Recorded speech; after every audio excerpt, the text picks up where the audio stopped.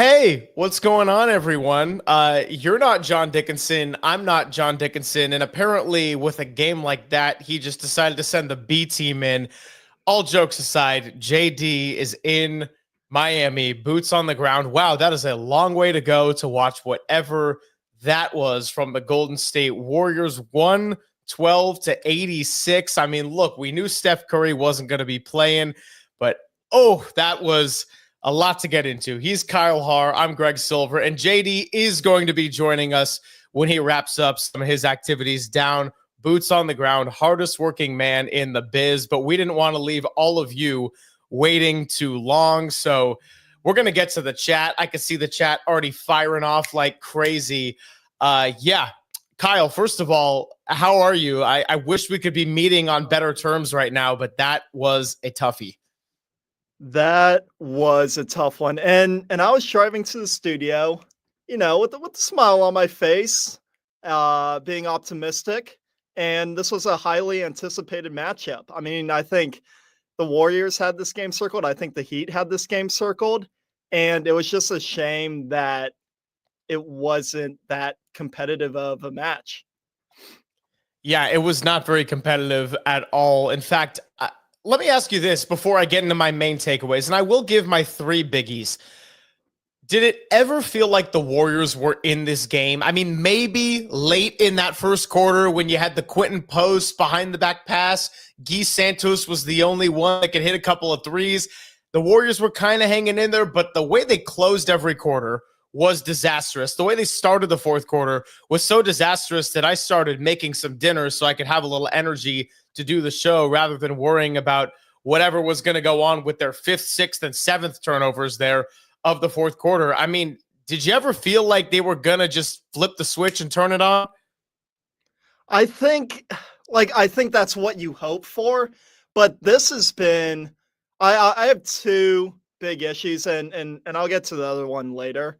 But one of my big issues with the Warriors is that they get off to slow starts. And it seems like, especially against teams that are inferior to them on paper at least. And you look at you look at a game like the Hawks and the Nuggets, where you get off to a slow start, and it goes back to you can't win a game in the first quarter, but you sure as hell can lose it. And now you're chasing the game the rest of the way. And that's just kind of what it felt like again tonight, after they had 2 days off and they played the Hawks, and they, again, got off to a slow start and were chasing the whole game. And even when they brought it to single digits, it never really felt like there was much more than that. Like, that was the last push. And once they got into the fourth quarter, and I think they started off the fourth quarter with, it could have been like 5 straight turnovers, Craig. They did have one shot attempt to 5 turnovers. I wouldn't exactly call that a winning recipe. And we got to double check with JD what their record is now when they're trailing after 3 quarters. I know they got a second win at one point, but let's just call it 2-57 for the sake of what it's been this season. It's probably closer to 2-26 or somewhere around there. Lost another one in Atlanta, and I see Apollo Cruz in the chat, and we're going to say what's up to everyone in the chat as we get through these main takeaways. They did cut the lead down to 10. That is true. I think the energy was good coming out in the third quarter, and I think that was the second quarter when they cut it to 10, and then it ended in disastrous fashion. They were down as many as 17. It got back to 17 with Tyler Hero hitting that buzzer beater 3, and frankly, the Heat were just getting whatever they wanted. So as we kind of sift through the chat, I'll give you my main takeaways, and we can go kind of back and forth on these, Kyle. Number one is, I guess I'll preface it all by saying that I want to be fair. I want to be super fair to the Warriors, the good, the bad, and not act like this was the only game they've played. This does not change the fact that the Jimmy Butler trade has saved this season. It does not change the fact that they do have a new energy and that Steph Curry has a lot of weight off of his shoulders. All of that is true. The defense is, I don't know what it is officially after tonight's game, but coming into it, since the trade deadline, it was the second best defense in the league and the best in the West. That includes some of the teams that we've seen soar, like the Lakers, like OKC, like a Denver, who are all big threats. I'm not taking any of that away. However, my number one takeaway for tonight was, why was this a hard game to find motivation for? I understood Atlanta on Saturday. In fact, most of us didn't even know that a Warriors game was even happening because there was just college basketball being shoved right in our faces for 4 straight days. That was day 3 of 4 on college basketball. I guess you could call it 5 of 6 if you want to do the play-in games in the field of 68. I digress on all that.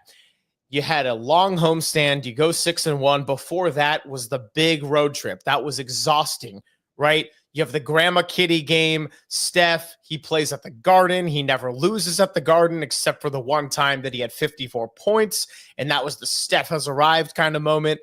And then in Brooklyn, you had a little bit of what you got in Atlanta. You had a little bit of what you got tonight, where they were down 27-5, and it was really bad. And then you had Steph Curry. He scores 40 points, and Brooklyn's a tanking team. So you're able to go and steal that one.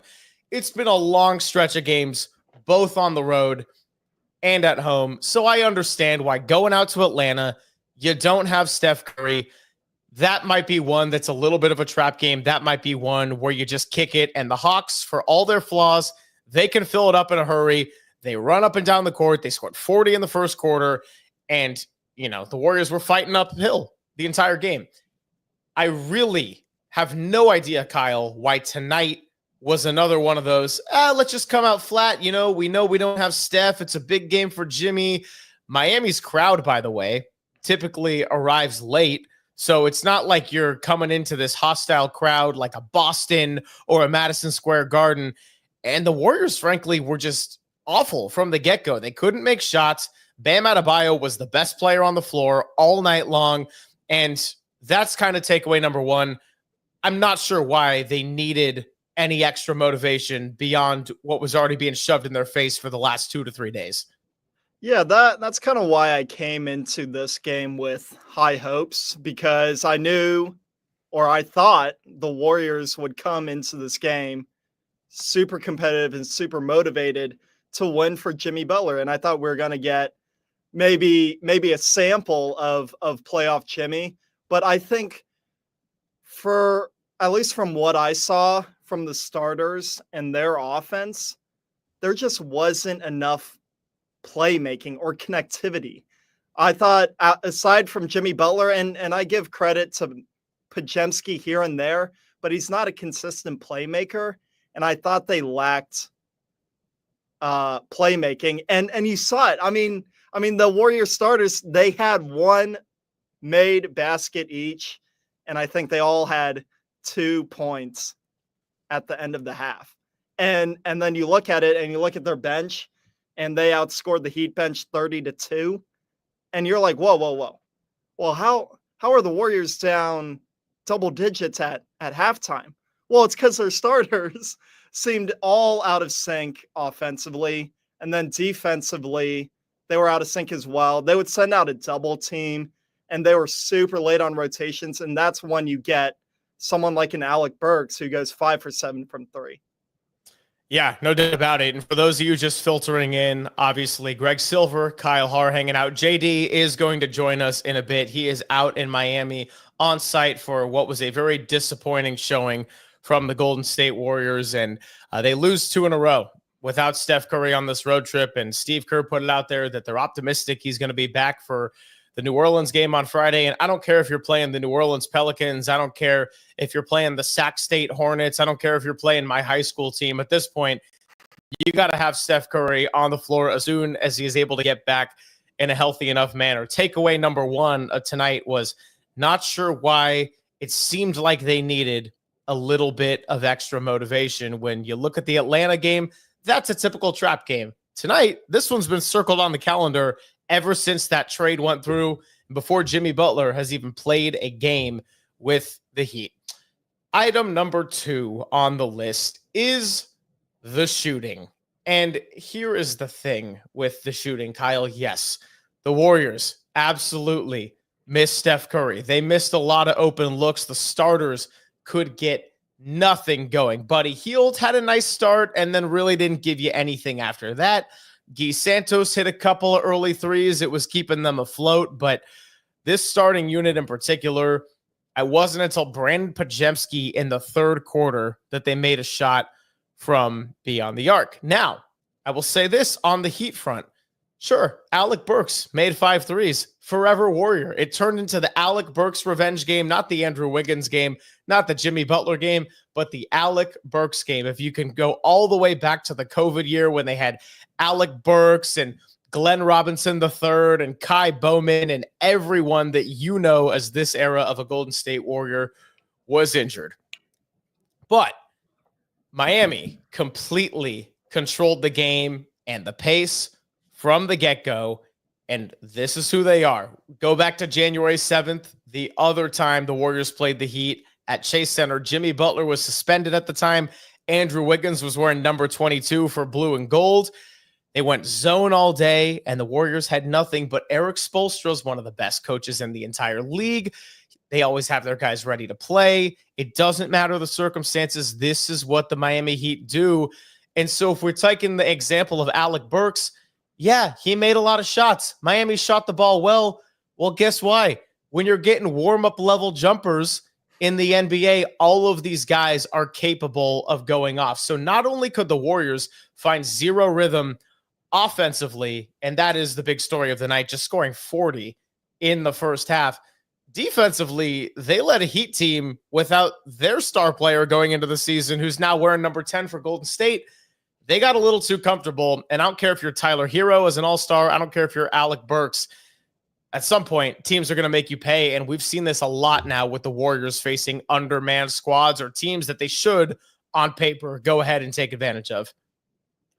Yeah, I'm glad you brought this up because this was my second glaring issue with the Warriors in that they do not have another consistent three-point shooter aside from Steph. And I know Quinn Post, he's shooting over 40% for the season, but he also plays, well, let's call it an average of 20 minutes per game.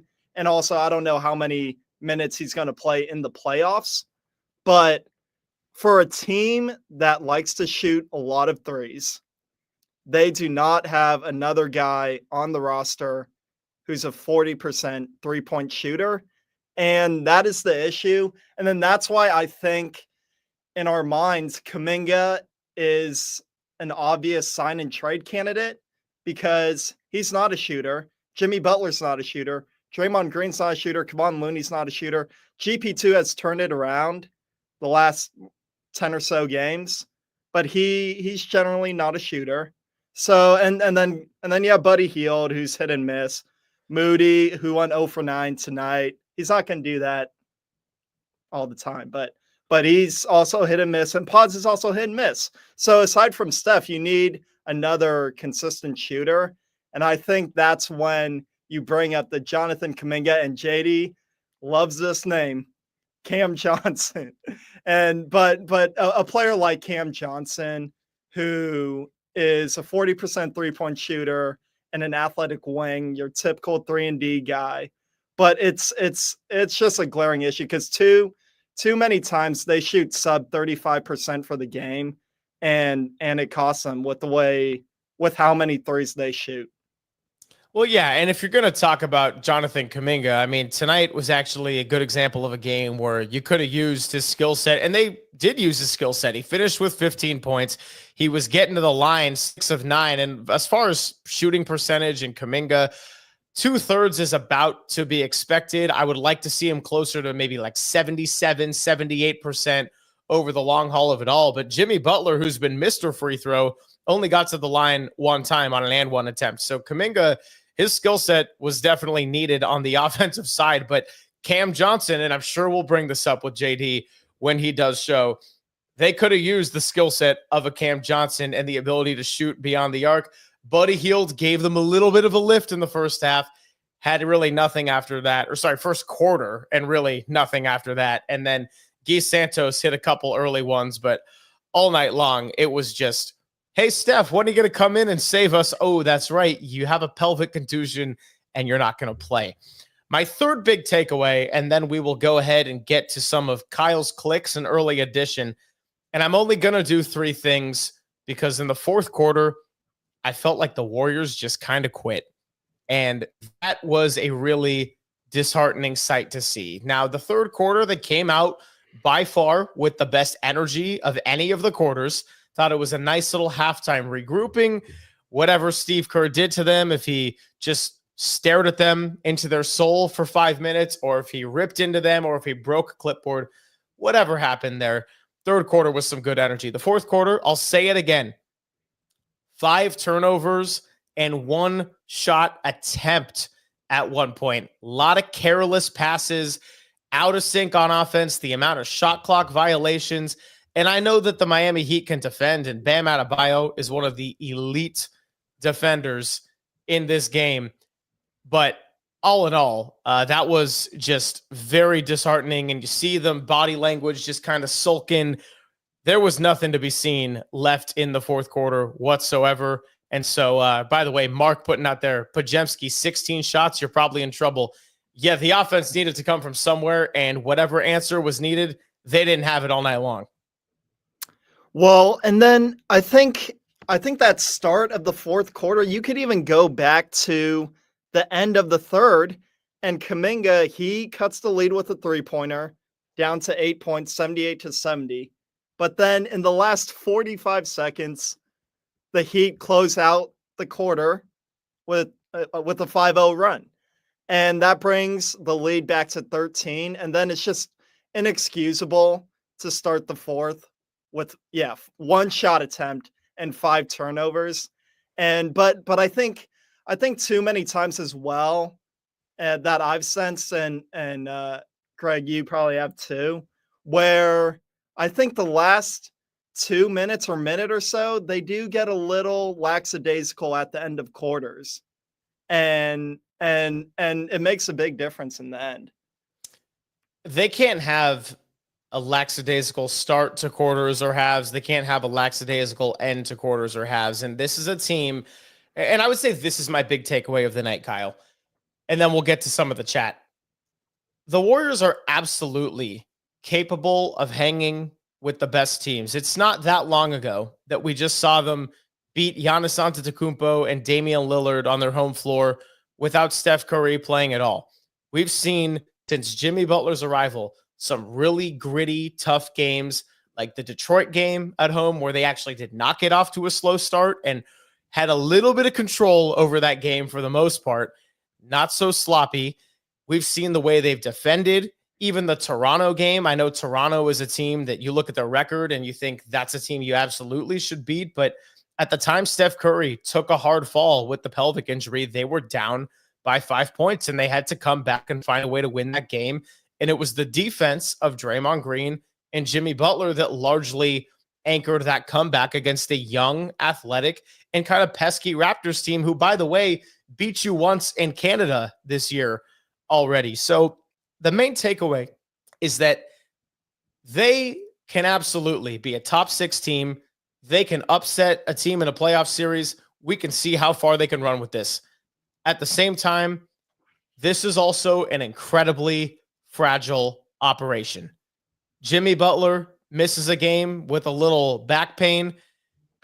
Jimmy, they lose in Philly to a team that had not won a game in about a month. That's one problem. Steph Curry misses sometimes. Yeah, you can hang in for a little bit. Great win over Milwaukee. And I'm going to silence my phone because I had the JD and Kyle alerts on, but apparently my phone's getting blown up.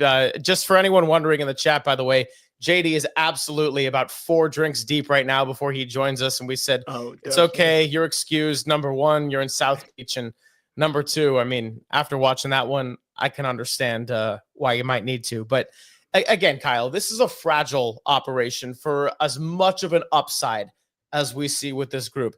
Jimmy Butler's a little hurt. Steph Curry misses a game. Draymond Green's a little bit banged up. And by the way, their 3 best players are all old. Let's just call it what it is. Love them, but this is an old core. Any one little thing gets kind of tweaked, and all of a sudden, things can get very rocky, and we could be talking about losing to Atlanta or losing by, 26 tonight in Miami? Yeah. And yeah, we saw it against Philadelphia when Jimmy missed the game there. And we saw it for 10, and I'll give the Warriors credit for beating the Bucks, but now we've seen it twice in a row where without Steph, their offense definitely struggles and their defense hasn't helped them out in the back end. But yeah, no, it's super fragile. And then JD has mentioned that you would think that this is a place where Kaminga would shine with either Steph or Jimmy out because they need another scorer. They need someone else to go to. But he hasn't proved that in this span. And I think he is a little bit in between whether he should be the go-to guy or he needs to play within the system. And I think he gets caught in between that a little too much. Let's get an early edition here of Kyle's Clicks because we've had the chat flowing like crazy, just like the drinks are flowing at whatever establishment JD may or may not be at right now. He's going to be joining us in just a moment here. Uncle Looney, good to see you, and good to see a lot of the regulars because I miss a lot of the nighttime crew. Moody has really struggled since Kaminga got back. Not sure if there was any reasoning behind that. That's an interesting thought, Looney. I would say just off the top of my head from what I've watched, I don't know if the two are necessarily connected. I think Moody defensively continues to play with great energy. I think his on-the-ball defense has been a shining spot for the post-trade deadline, post-Jimmy Butler Warriors. Offensively, I'll have to look into that a little bit more and see maybe if there's a way where spacing's a little bit off or Moody's not getting his shots. But for the most part, I would think that a player with Kaminga's skill set will absolutely help Moody, just in the sense of a guy that can drive, get into the lane, create a little bit more, because Moody is the type of player that when he has less on his plate and less that he has to initiate for himself, then I think that that's probably good for somebody like a Moses Moody. So I wouldn't say that necessarily those two connect to this point, but we've had a small sample size of Kaminga coming back, and Looney's planting the thought in my head right now, something to be watching as we move forward. Do you have any thoughts on that one, Kyle? Like I haven't noticed that specifically. I mean, I guess joke's on you has noticed that, yeah, Moody cannot play with Kaminga, neither can Pods. Kaminga has messed up the vibe. And I think it just goes back to, I don't think he has fit into the role that maybe we have envisioned. Because I kind of envisioned him as like almost like a glorified GP2, where he would get his success on cutting and hitting the occasional corner three-pointer and being a pretty and being a good with his athleticism, a good point of attack defender. But we haven't seen too much on the defense side, and we see way too much one-on-one attack to the rim Kaminga than we see cut back door Kaminga. And as far as tonight goes, I mean, Moses Moody was 0 for 9 from beyond the arc, 3 of 13 overall. I wouldn't say that had a whole lot to do with Kaminga. And the problem when you have these slow starts and you need some kind of cry for offense is Kaminga is somebody on this team that, whether it's been clunky or not, he is capable of getting to the line. He is capable of getting a bucket just off of the sheer talent and athleticism. So those are my early thoughts. So what else we got in Kyle's Clicks here? If JK wants to be a scorer but has not shown up enough when we don't have any offense, I think that one's fair. Again, tonight, I do not put on Jonathan Kaminga. The Atlanta game, I don't put on Jonathan Kaminga either. But the bottom line is things were fitting in a very nice manner when Jimmy Butler has come to the Warriors. And Jonathan Kaminga had to return to a team that was remarkably different from the team that he left when he had the ankle injury against Memphis on April 4th. So there's a long way to go. But at the same time, this Jimmy Butler contract and the 2-year, $112 million extension, this is the plan for the short term. So right now is the time, and hopefully we get some playoff experience to observe for the Warriors. Let's see how well Jonathan Kaminga does fit with this, because it has nothing to do, I don't want to say nothing, but it has a lot less to do with analyzing him game by game and much more to do with the same issue of why Jimmy Butler's out here in the first place, money. This is a contract summer for Jonathan Kaminga. So do you want to pay him $160 million in that range? I mean, he was going to be looking a lot closer to the Franz Wagner type of extension money. Not saying he's going to get that, but what was that, 5 years for 224? He'll be looking at that a lot more than something like a 4 years, 120 million. You're going to have to decide, do you want to pay him, or do you want to find a team where maybe you could do some kind of sign and trade and get something for him? When Jimmy comes, we'll ask him about his favorite player, Cam Johnson. What else we got in the chat? FL Dubs fan, Moody's missing wide open threes. Those have nothing to do with JK. Again, tonight, the 0 for 9 from Moody, that is not a let's blame Kaminga for it. That was a nobody could shoot the ball. Moody typically not going to have that bad of a night. As our buddy Bennett here says, Miami hangover. Again, I don't know why they needed the motivation. I hope it's a hangover just for the sake of having an explanation on this one, because that New York Draymond flu in between the New York Knicks and Brooklyn Nets game, it's 27-5. I'm thinking, oh boy. And I had a funny text with our guy Jack Loader in the first quarter of that one when the young guys came in, and you got Guy Santos and Pat Spencer coming in, giving a nice spark of energy. I'm saying this right here is living proof that hangovers get worse with age. That is something I am not looking forward to whatsoever. Robert, Greg, brother, I need a silver lining. Oh, that's true. I have not been back for Dubs OT for a nice loss in quite some time. What can I give a silver lining on this one? I don't want to call it a one-off because we've seen enough games now where the Warriors just come out, the slow starts are an issue, you think they should be motivated, and it doesn't happen. The silver lining, truthfully, Robert, is that you're getting a lot of favors when you look at the NBA standings. Minnesota has slipped up and lost a couple of games to Indiana. They lost to the New Orleans Pelicans. The Clippers have lost a couple of games, and they had the Thunder down to the wire. Kawhi Leonard missed a shot late, and Shai Gilgeous-Alexander in OKC ended up icing it with free throws. Memphis has lost a couple of games. The Lakers have lost games. So truthfully, my silver lining right now is that you went from a team that had basically no margin for error to now a little bit of margin for error. Here's the problem. You kind of have used all that margin of error up to this point. And if you look at the rest of the Warriors schedule, you got a handful of games in there that are going to be some big tests, including April 13th, last one of the season. That's a 12:30 game at Chase Center against the LA Clippers, who they have not played with Jimmy Butler as a member of the team. But the Clippers, like the Heat, like Eric Spoelstra, Tyronn Lue, has always found a way, no matter who is on the roster that day, who's available, whether it's Paul George, whether it's a Kawhi Leonard, whether it's James Harden. Zubats always gives them a hard time.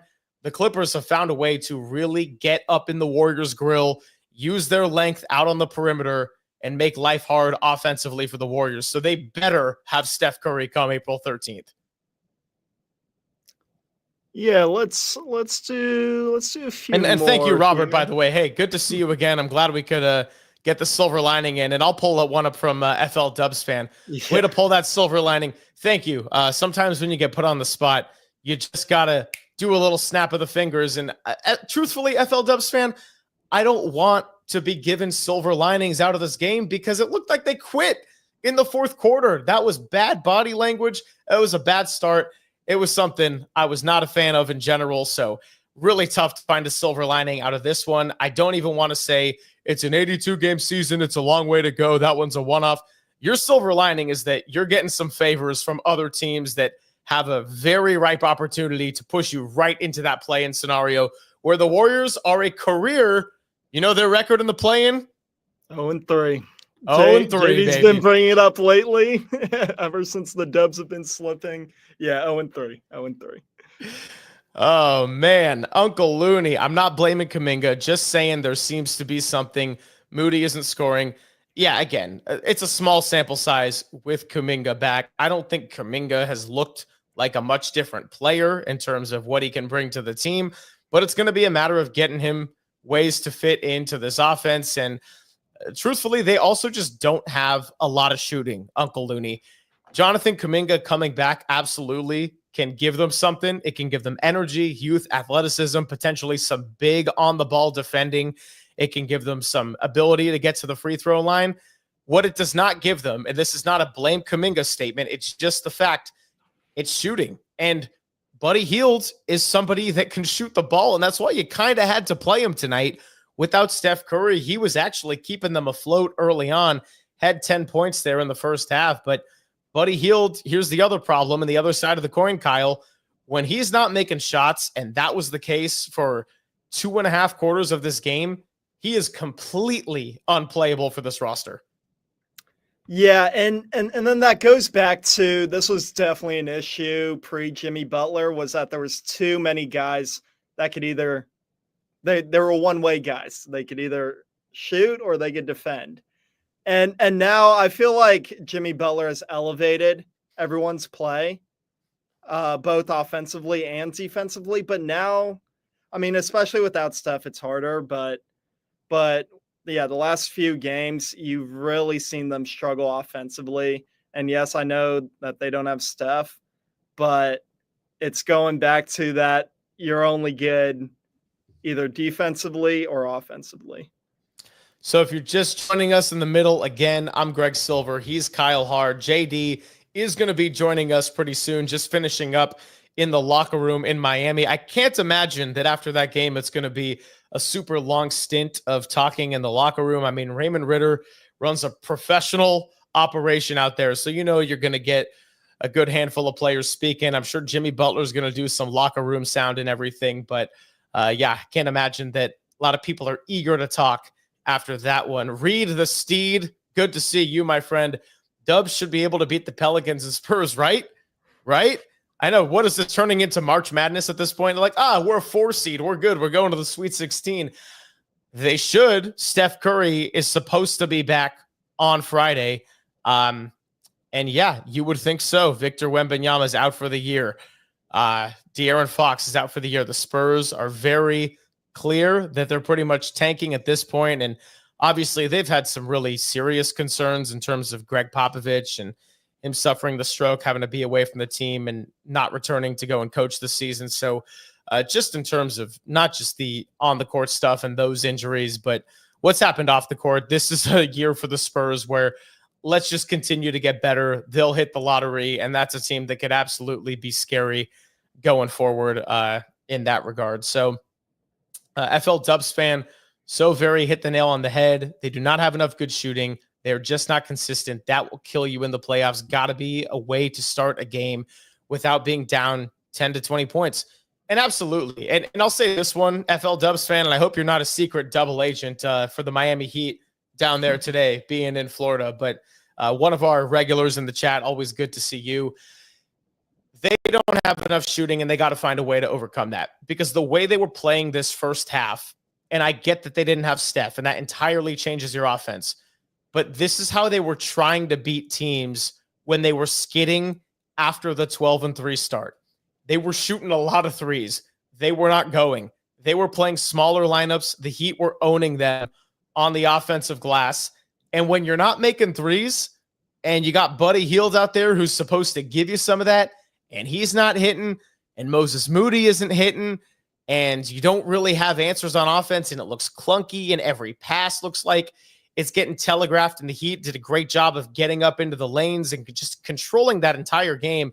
And that's a team, by the way, that I think is 28th in the league in pace. So if you let a team like Miami control the game like we've seen twice now this season, well, they're going to do it on their terms, and the slow pace is going to make it that much harder to come back. So, yeah, I know 17-point leads in the NBA are not what they were back in 2006. That being said, when you're down 17 in the first half and you don't have the one guy on your team that is the ultimate cheat code, the ultimate spark plug, where it's like, hey, we need a couple of quick buckets, we need a flurry to get back into this game, you got to do it the hard way by getting stop after stop. That involves rebounds and offensive execution. And there was a little bit of a stretch where they were doing a nice job of getting the stops, but the offensive execution was just never there for a sustained enough stretch to where it felt like the Warriors had much control by this game. I know Apollo Crews mentioned that they cut it to 10 at one point. that was kind of on the brink of, okay, we might have something here. I think I needed to see a couple more stops, a couple more buckets, maybe 5-6 points.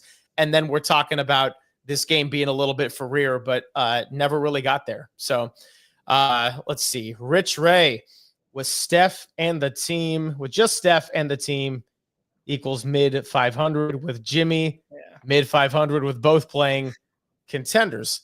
I do think that is not outrageous, Rich.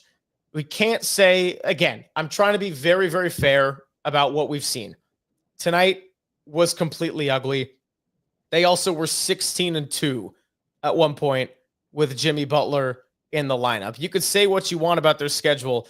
The way they were winning games, the way that they were executing in fourth quarters, and the way that they were responding to some kind of rougher stretches, that was exemplary of a good team. Now, we don't know how that would stack up against Oklahoma City in a 7-game series or a Denver, but I at least think you could put them in the bubble of being in contention and at least make other teams in the Western Conference stressed out about facing a healthy and motivated Steve Kerr, Steph Curry, Draymond Green, and Jimmy Butler. But again, to your point, Rich, this is why it's a fragile operation. You take away one of those things, and Steph is a big piece to take away, but even take away Jimmy or take away a little bit of the health of Draymond, we're talking about a team that needs a lot of things to go their way, like that 12-3 team was doing at the beginning in the first 15 games. And when things aren't necessarily going your way, or you're not hitting open looks, or you're on the road and you're tired, well, this is the NBA, guys. Teams are good. Every player's there for a reason, and it can slip away from you quickly, no matter whether it's 19-year-old G.G. Jackson last year in Memphis, or whether it's Giannis Antetokounmpo and Damian Lillard. Yeah, I mean, it wasn't too long ago we were talking about this Warrior team as a top 4 team in the West, and now I'm not sure where to put them. I mean, yeah, without Steph and recency bias, that changes things, but I don't know if I have the same confidence to put them as a top 4 team in the West than I did just a week and a half ago. Yeah, well, E and J, just putting it right now. Everyone thinking these games are a gimme better get real. If Steph and Jimmy Butler and Draymond Green are all playing and healthy, still no game is a gimme. I can tell you that much, Ian. So you can look at Friday and saying, well, just rest Steph for one more at that point. Why? Why would you do that? If he's good to go, you play him. If he's not good to go, and that was the case today, then you don't play him. And I'm okay with the fact that they didn't play Steph Curry, because though I had a take on KNBR during the midday this last week, and I want to put that back into the light, but also add one little asterisk to it. After the Denver loss, I said that was a very eye-opening demonstration of why it is very important for them to get a top 6 seed. Because even if you get 7, it's just the act of messing around with extra games. It's just the fact that their core is old. It's just the fact that that's extra minutes, that's extra wear and tear, and the risk of losing and playing an elimination game, or maybe going to 0-5 in the dreaded play-in tournament, or you could fall all the way down to 9. And then it's just like last year where you get one shot at it, and if it's not your night, you could be done. That said, and the one area where I'll push back on myself, you got to get the health right, and that's the most important thing. So if Steph not playing today was the smart decision, and it obviously was, or else he would have been out there, you got to let Steph be as right as he can for this final stretch, because I will take everybody healthy being the number 7 or 8 seed if it comes to it, than trying to force games right now when people aren't right. And if Steph came back too soon, and then you might end up 7, 8, 9 anyway. And at that point, it's like you don't even have the best version of your team. So getting top 6 is the obvious goal, but health is the most important factor when you have an operation. And I'll say the F word again. JD might come in with the G word tonight of gutless. The F word tonight is fragile. Warriors, it doesn't take away how this team has changed since the trade deadline, since Jimmy Butler's been a part of the team, but it also goes to show that it's like a little Jenga tower. You take one of the pieces away and it could collapse real quickly on you. That is a good way to put it. How many more do you want to do here, Greg? Let's get. I'll leave this up to your control right now. Actually, I had one that was a little bit earlier that I starred, and I'm going to try to find it. It was my buddy Darren Brazil. It wasn't a must win, but was it a gotta win? That's a reference to the show open of Papa and Silver, where they say Greg Papa, and he gives the touchdown call, and then they say Greg Silver, and I go, I'm not going to call it a must win. I don't like using that term, but is it a gotta win? I'll let you in on all this little secret right now. That intro, it was a tight turnaround, wild times at KNBR, quick changes. It all happened in a matter of 4 or 5 days working with Greg Papa. And so many times I've turned to my coworkers or Walter Balsetta, our producer on the show, who produces that with me. And I just go, I have no idea when I said that. Doesn't sound like a Dubs OT clip. That might have been a sports phone, 8:53 p.m., just kind of wrapping up the show. Maybe Kyle himself was on the board right there. And I have to laugh at myself for a moment because I'm thinking, I guess that kind of makes sense a little bit. So, Darren, thank you for being a loyal listener from at least 10 o'clock to 10:02 and bringing in that nugget. We need a little bit of some good functioning humor. I've been wondering where that intro was from. I was like, that has to be Dubs OT, right? But then you were just like, no, I don't think it was. Yeah, I don't think it was a Dubs OT. I'm so curious now. We have to find that out. Yeah, we'll have to ask whoever put that one together. And guess what? I'm sure they're not going to know the answer either. So, Estimated, good to see you. Oh, I'm not your buddy now? Of course you're my buddy. Everyone in this chat is pretty much my buddy. That's what I love about Dubs OT is sports fans can all be irrational. We know this very well. But even when the Warriors have a game like tonight, I got to say the chat, pretty normal people. And you'd be surprised. It's hard to find some normal behavior out there on the online world. So it is good to see you out there. And now I get to just kind of claim this as my own with Kyle because JD is off somewhere. And truthfully, I did think he was going to be here at this point. It's not that I don't have that I have a problem talking. I clearly don't. I'm rambling my face off, and I might have taken a page out of the book of my co-host, who has a tendency to do that somewhat too. But I am starting to have the question in my head of JD might have went to go grab a cold one somewhere. He might have just did a little bit of a lap in the Kaseya Center. Yeah, Bennett, having cigars with Rick Ross and Pitbull. There you go. That one's probably my favorite one. There's so many in here that are so funny. JD shirtless, clumping it up on the strip. Okay, you know what? If you see any JD chats, we'll pull it up right now because he probably will be joining us any moment. And this is the time to get out all the best riffs. JD making it rain at the dance bar. Wearing a white blazer. Ooh. I mean, I don't know if he owns a white blazer, but I feel like if he's with Pitbull and cigars, that's when he'd be wearing a white blazer. Okay. JD showing up with a gold chain. Shout out Reed. Yeah. The Cuban link. Can I have another takeaway from this game tonight, Kyle? That this one, we're now getting into the meaningless takeaways. The Warriors City Connect jerseys. Too many games wearing those jerseys. I'm not a fan of the Golden State Nuggets look. It's not Warriors. They're doing new jerseys every single year. It's getting overdone. The best era was the Town when they were doing their tribute to Oakland and still playing at Oracle Arena. You had the gold version of the Town. You had the gray version of the Town. Now we got the Golden State Nuggets. I don't know what's up with it. They were wearing their Miami Vice tonight, the Heat. And I'm thinking, well, the Heat might win this game, but either way, they definitely won the jersey battle.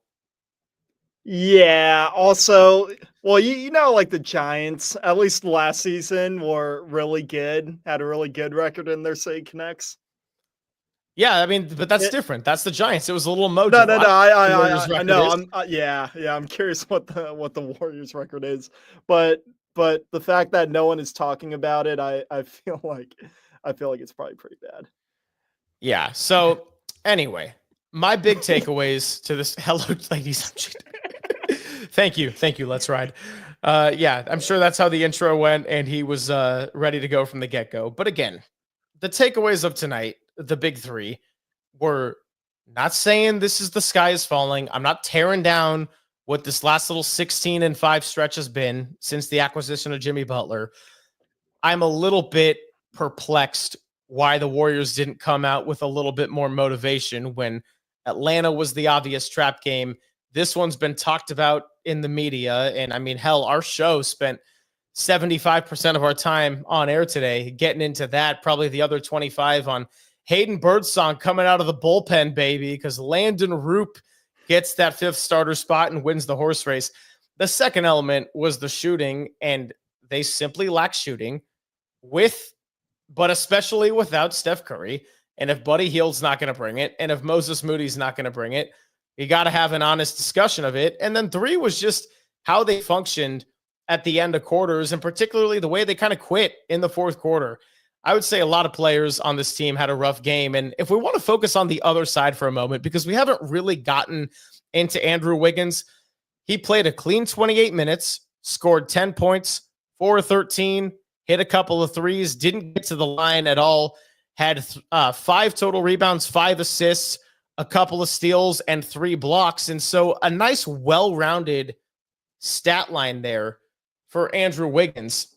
But it's not even like the Warriors came into Miami and Andrew Wiggins went off in a way where it's, well, he made them pay and he had this one circled on his calendar or he had something to prove.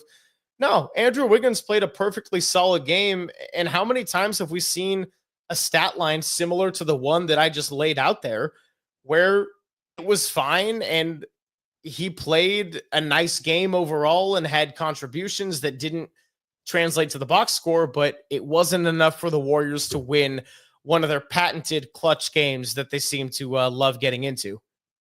I like Andrew Wiggins because I always like players that can do, like, what else can you do for me besides score the ball, right? Because I would like to think any NBA player can score the ball, but it's what else can you do besides score the ball? And I think Andrew Wiggins finished 5 rebounds, 5 assists, and had 5 combined blocks and steals, and had that awesome chase down block on Jimmy Butler's transition. It was going to be an easy dunk or layup early in the first quarter. And I thought that actually set the tone because it was 2 guys that flip-flop teams. And you have Miami Heat, Andrew Wiggins blocking Warrior Jimmy Butler. And I thought that actually set the tone. And what we saw tonight from Andrew Wiggins, I would say, was a pretty fair representation of Warriors Andrew Wiggins, outside of the 2022 playoff run. It wasn't anything that's going to cost you a game. It also probably wasn't enough to go and be the second best player to Steph and win you a game. But this was not what we were seeing out of Warriors Jimmy Butler. The offense as a whole was very clunky. Jimmy Butler has always seemed, and this is where he's really deferred from Andrew Wiggins, and this is not to rain on Andrew Wiggins, but Jimmy Butler came in, and even though every time he shoots the ball from longer than 20 feet, you're like, what are you doing? That looks very strange. And the flat-footed set shot that he's thrown out there from 3, can't really make it from the outside. Jimmy Butler's had a really great feel for the game on both sides of the ball. He doesn't defend on the ball like Wiggins did, but he kind of defends everybody. And he's got a great sense of the shot clock. And then offensively, he's known when it's his time to get others involved and pass the ball around. Talk about a guy like Moses Moody, who has really flourished from this trade deadline. Jimmy Butler's gotten Pajemski involved. He's gotten Moody involved. He's gotten Guy Santos involved. It's really worked to everyone's favor. He's also kind of known when it's time to go and take over. And I guess in his defense, there really wasn't that time tonight to go into takeover mode, but the offense as a whole just had 0 rhythm. And Jimmy Butler, you kind of took away one of his superpowers where on paper, Andrew Wiggins was the #1 pick. He was a great talent at the University of Kansas. He was talked about even before his days playing college. Jimmy Butler was a guy that didn't play as a rookie. He played at Marquette. He was in JUCO, I believe. And then he gets offered a 4-year, $44 million extension by the Bulls. He says, no, I'm going to play my way into a larger contract. And he does just that because of all the intangibles and overachieving. He he didn't really have a way of accessing those intangibles tonight, and his team around him didn't give the situation much life. It was a lot of sloppy passes, telegraphed passes, giving up offensive rebounds, and just unnecessary turnovers. By the way, not just talking about losing the ball. We're talking about 24-second shot clock violations. Yeah, they had way too many of those. And I want to ask you this question. I mean, how much Draymond said it after the law, or no, maybe it was after when Steph got injured.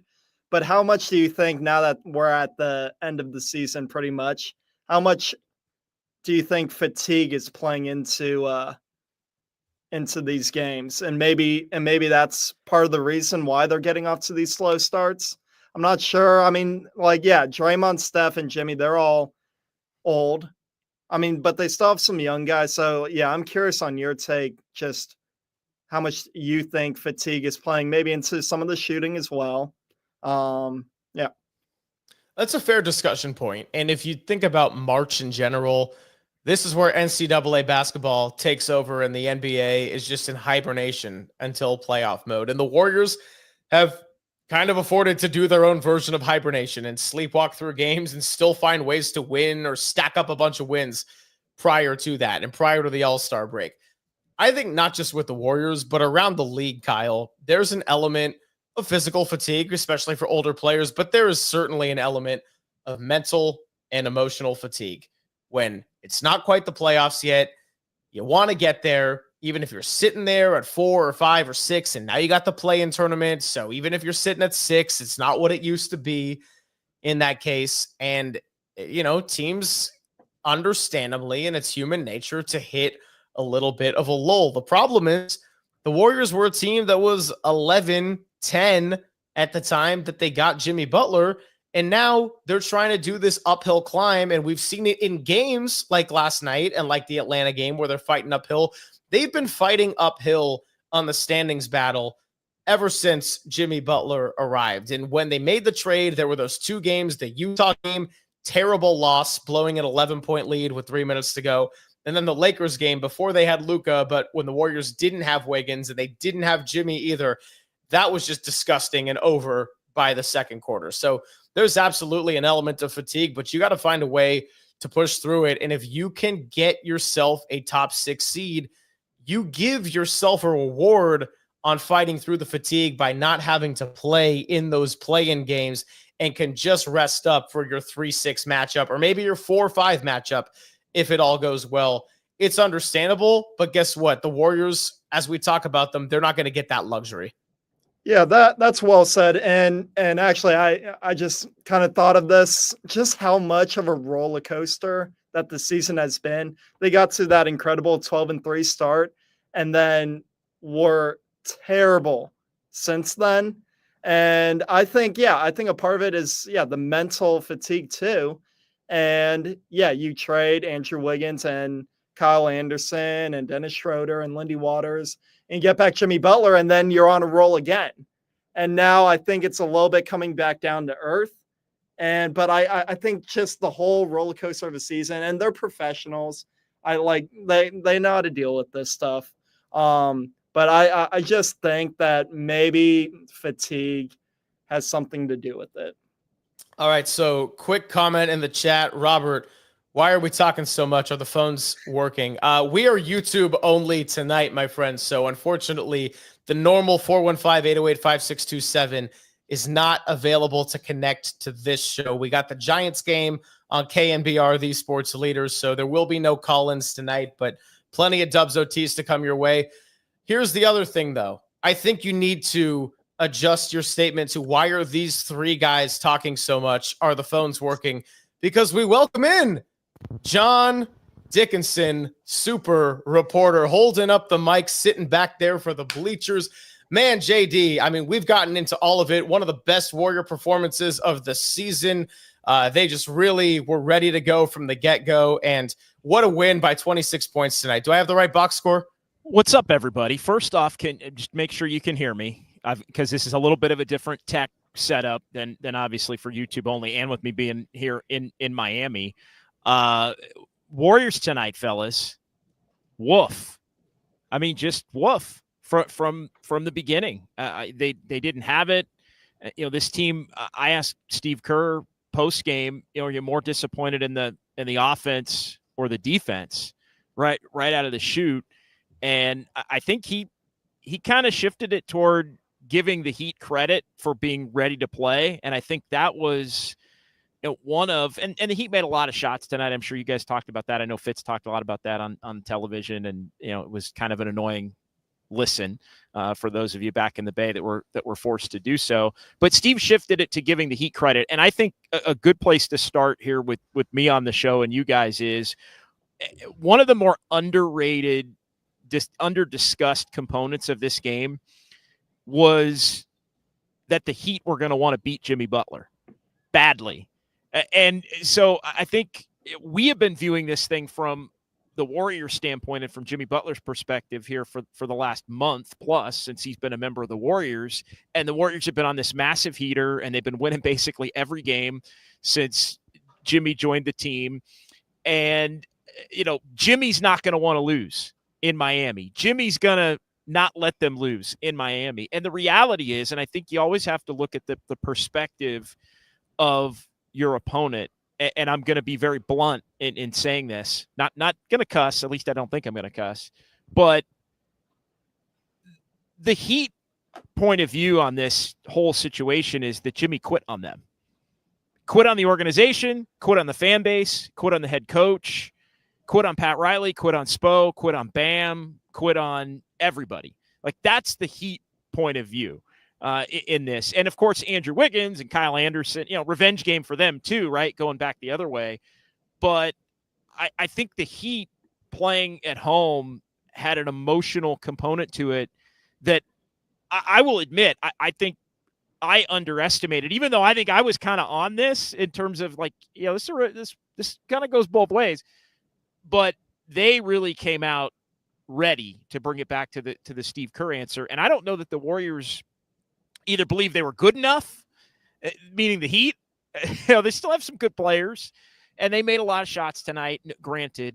But I think the Warriors didn't have the intensity that I think everybody thought they were going to have for Jimmy coming into this game. I don't think it was South Beach flu. I don't think it was, I don't think it was lack of effort.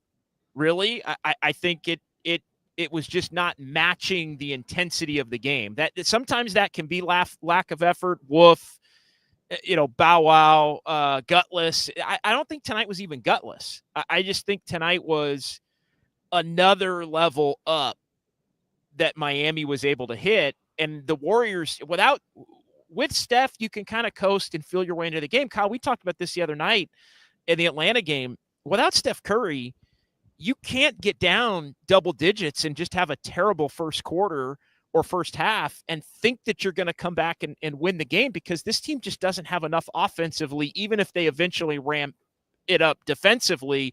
Tonight, they really didn't do either. The Heat got comfortable and kind of did whatever they wanted. The Warriors ended up scoring 86 points. They still lack shooting. But that's kind of the first, I think, big takeaway for me was just the fact that, especially being here, and it was pretty laid back. It wasn't, they booed him every time he touched the ball. Wasn't super heated. He got more cheers than boos in the pregame introduction, which I thought was kind of surprising.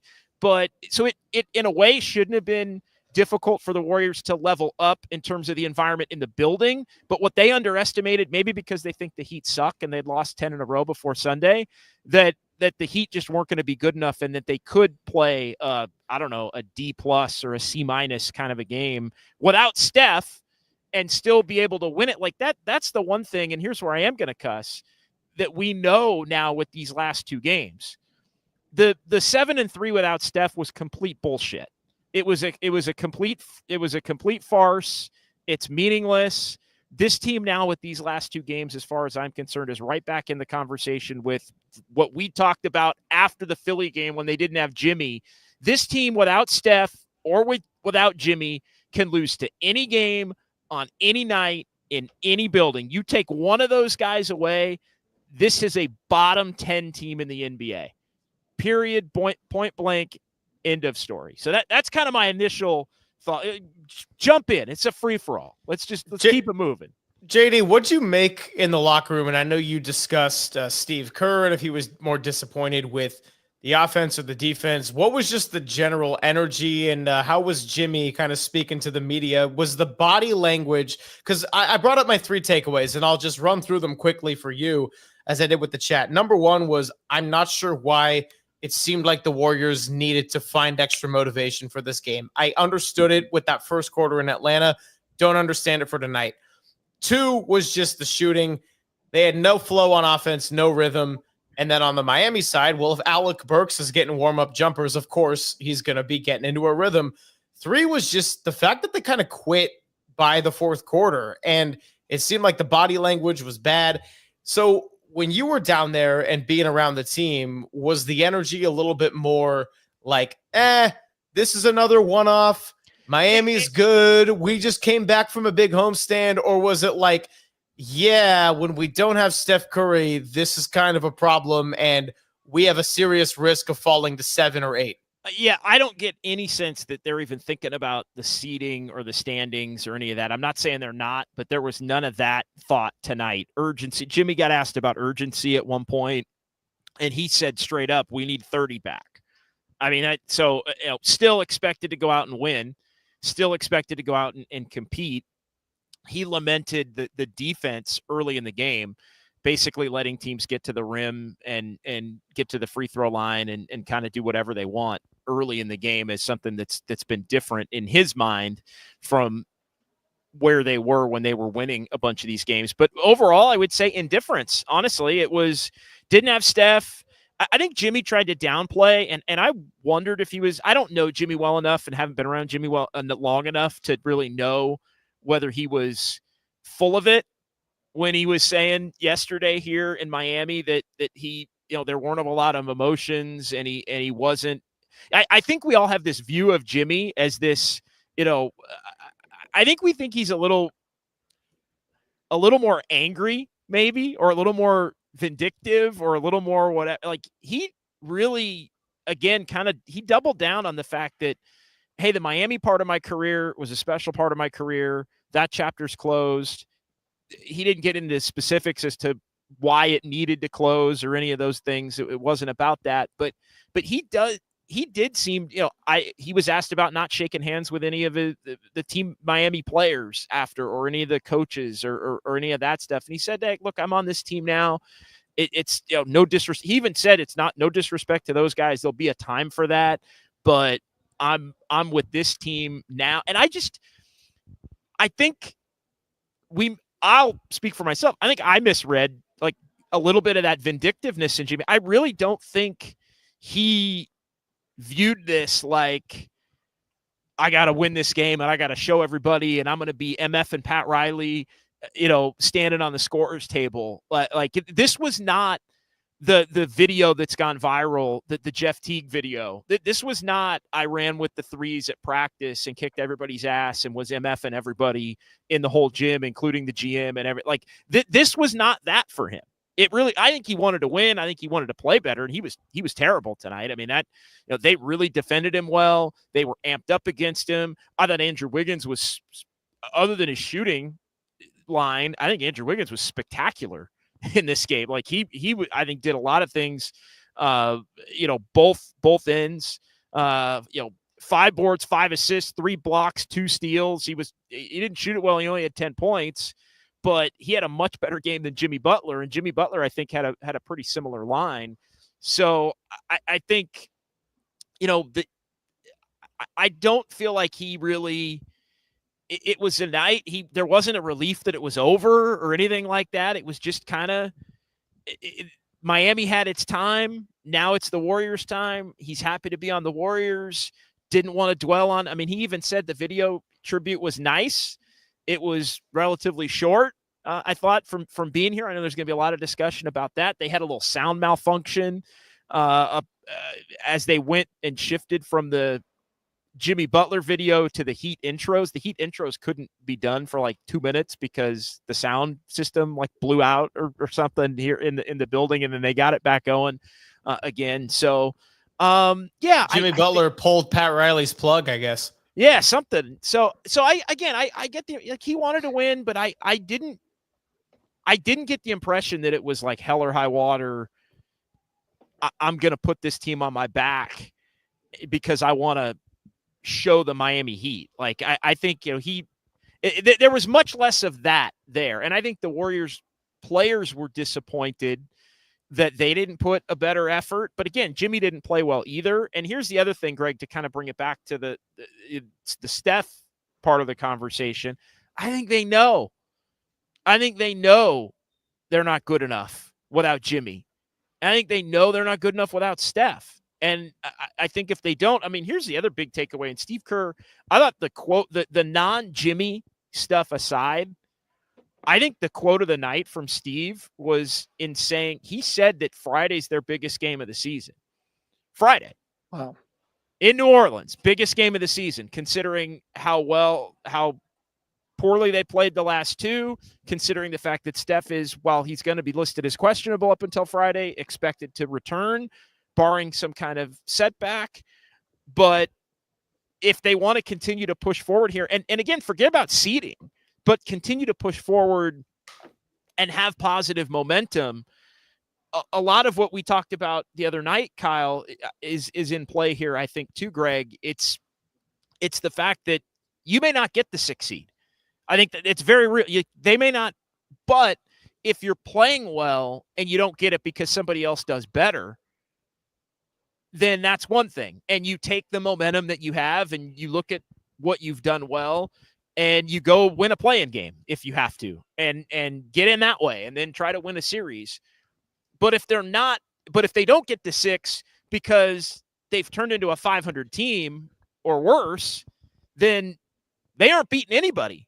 Probably in a series, at least. None of these teams, maybe Houston, whatever, but it's looking less and less likely that, with the way things are going to shake out, who knows who they're going to play. So I won't go too far down that road. I guess they could get to 7 and get Houston, but the reality is they have to be playing well regardless of their record.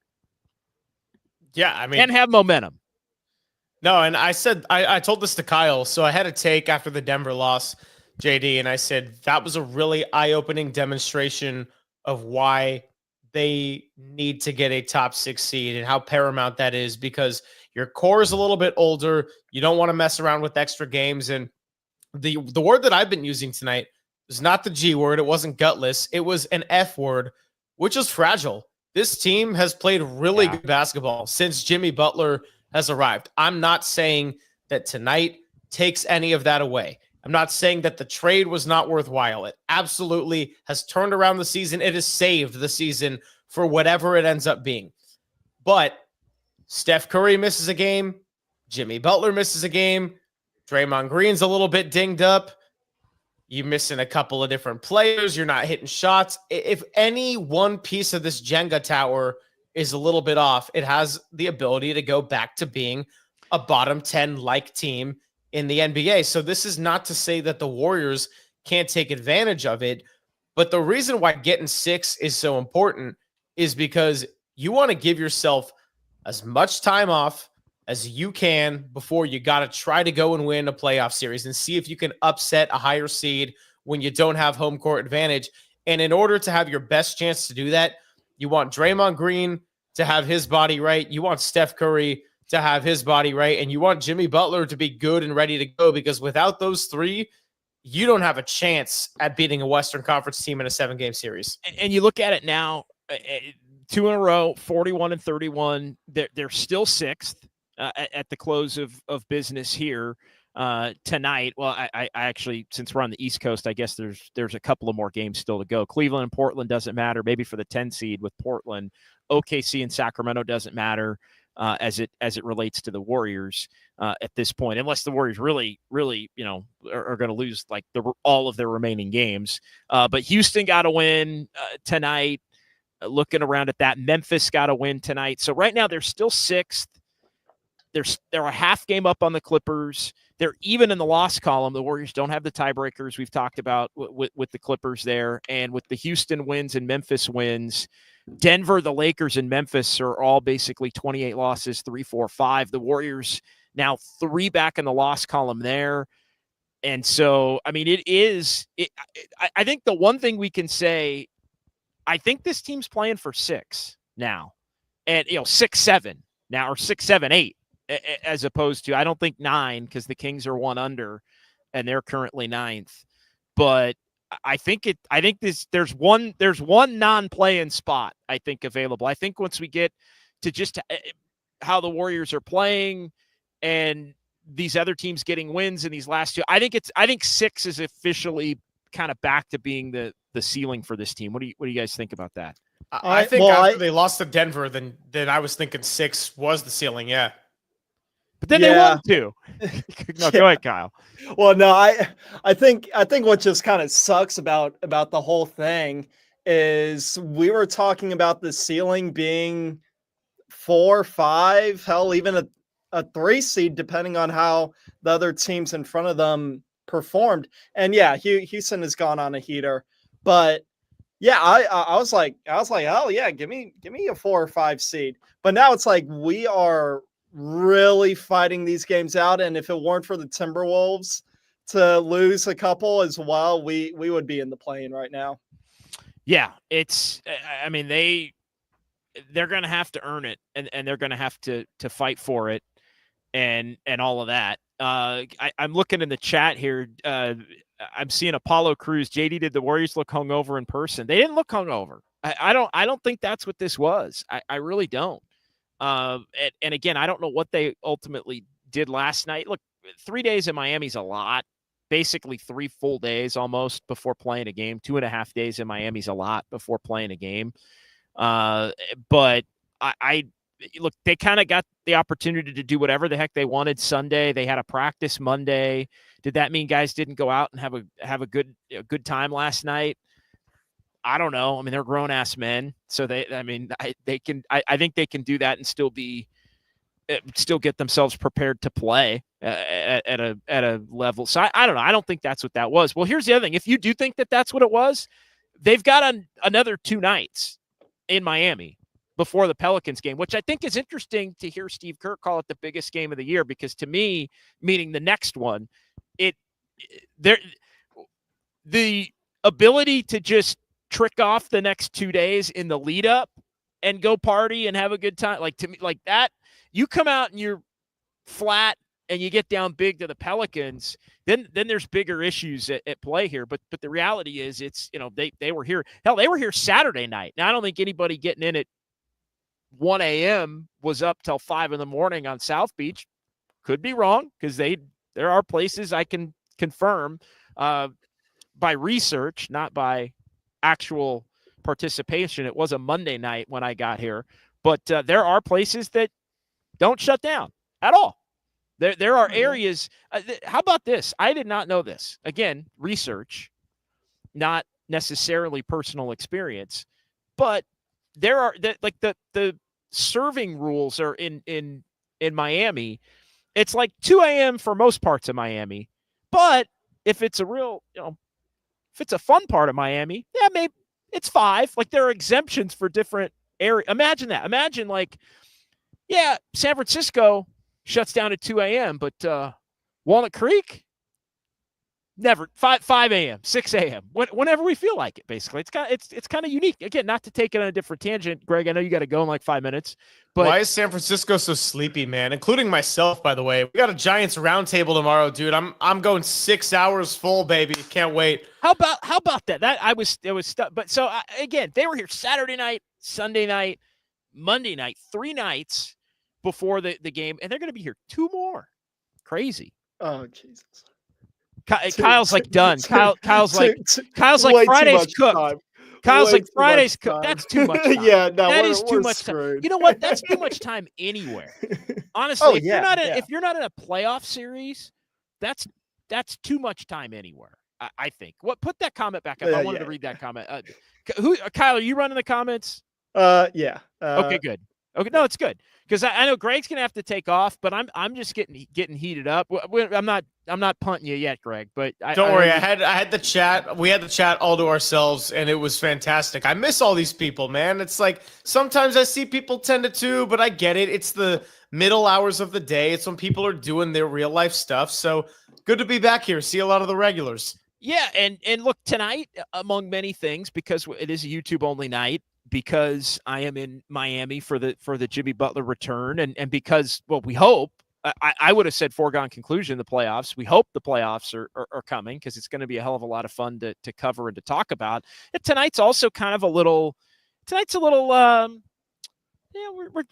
doing some testing tonight on some different ways we can look to do some of these potential YouTube only shows. So it's a good little test case for us to see how things work, see how timing works, see if the numbers actually get better when I'm not on, and it's just gonna can we get management's gonna be like, Kyle, the numbers went up, JD, before you got on, so audio. Yeah, I don't know about that. I wasn't really monitoring them, but I think there was a reason for that. So nah. Darren Brazil, let me get back on track. They controlled their own destiny for the 6th seed. They just gave that away in 2 games against teams they should beat. Here's my question to you guys, though, because I agree with the first part. Should they beat but now I'm at the point now where it's like I don't necessarily think they should beat Atlanta. Yeah, they should beat Atlanta and Miami with Steph, but should they beat Atlanta and Miami without him? Like what? Again, I'm not trying to. Yeah, it's harder after the performances that we saw. But yeah, going in, like I was going into the road trip pretty confident. I thought they would go 4-1 at least. So my answer, and JD, I know this was a big talking point for Dubs OT after the Atlanta game. You said the Warriors kind of came out like they heard everyone in the Bay Area talking like they can win the next 4 games without Steph on the road. And I wasn't thinking, oh, well, Steph's out, so they probably won't be able to win. I mean, we saw them beat Milwaukee with Giannis and Damon without Steph. That was a great win. But I was a little bit like, are we sure? I'm not saying Atlanta's great. I'm not saying Miami's been playing good basketball, and New Orleans and San Antonio are headed in the wrong direction. But I was like, I don't know. Jimmy Butler's definitely helped the team, but you take away Steph Curry, and that still takes away shooting. That's still something. They don't have enough shooting. They don't have enough shooting with Steph. No, they don't. And I think as teams start to figure out how to defend them, I think it's becoming a little bit more noticeable. Because here's the truth. The Warriors have been slumping. And quick takes on this. I think the Warriors have been slumping since the Knicks game. I think the last really good game the Warriors played was against the Kings. And I like, damn, JD, that's like almost 2 weeks ago. I think the Knicks game they struggled, grounded out. The Nuggets game, woof. The Bucks game they didn't have Steph, but they figured out a way to win. Toronto they didn't play well, but won. And then the last 2 without Steph, like with Steph, without Steph, whatever. Forget. Like I don't think they've played well. Really, maybe the Milwaukee game is the one where you could say that they have, but even in that game, I just think they've lost a little since that Knicks game of what they had. How many games is that? 1, 2, 3, 4, 5, like 6 games. I think they haven't quite been the same the last 6 games, even though their record's 3-3. Yeah, I would say Milwaukee was a good game. That was a huge response without Steph. Yeah. So 1 out of the last 6. Yeah, 1 of the last 6. 1 of the last 6. So is that a trend, Kyle? Well, bad trend or bad trend. But one of the earlier comments was, they weren't blaming it on Kaminga. But it has felt, and here actually, I wasn't even thinking about that, but it does. Well, believe it or not, I wasn't even thinking about that. It does coincide with like something just doesn't seem right, and like I don't want to blame it on Kaminga. It could just be coincidence that now Moses Moody isn't shooting the ball well, or odds is but Moody's still playing basically the same role, right? Like I don't, They're the only thing, and I don't really think it, like, I haven't for a second, and again, you would hear it from me if I thought it, obviously, you guys know me well, I haven't for a second thought, Kaminga's back, he's screwed this thing up. Now, he hasn't played well, I think, more often than he has played well. Like, I don't think he's played well. The Kings game is the one game where I thought he played great. I think every other game has kind of been some good, some bad. I thought the game the other night in Atlanta was awful. I thought he deserved to not play in the fourth quarter of that game, given how bad he was in the lead up. In the third quarter, he was bad in the first quarter he was good in the second quarter. He was bad in the first and third.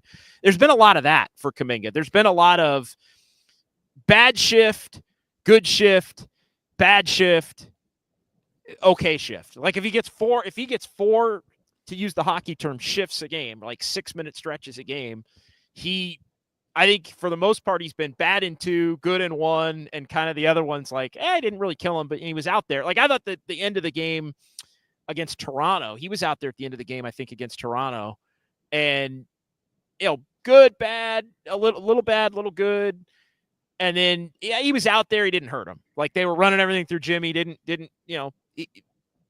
and sometimes I think that's what it's got to be.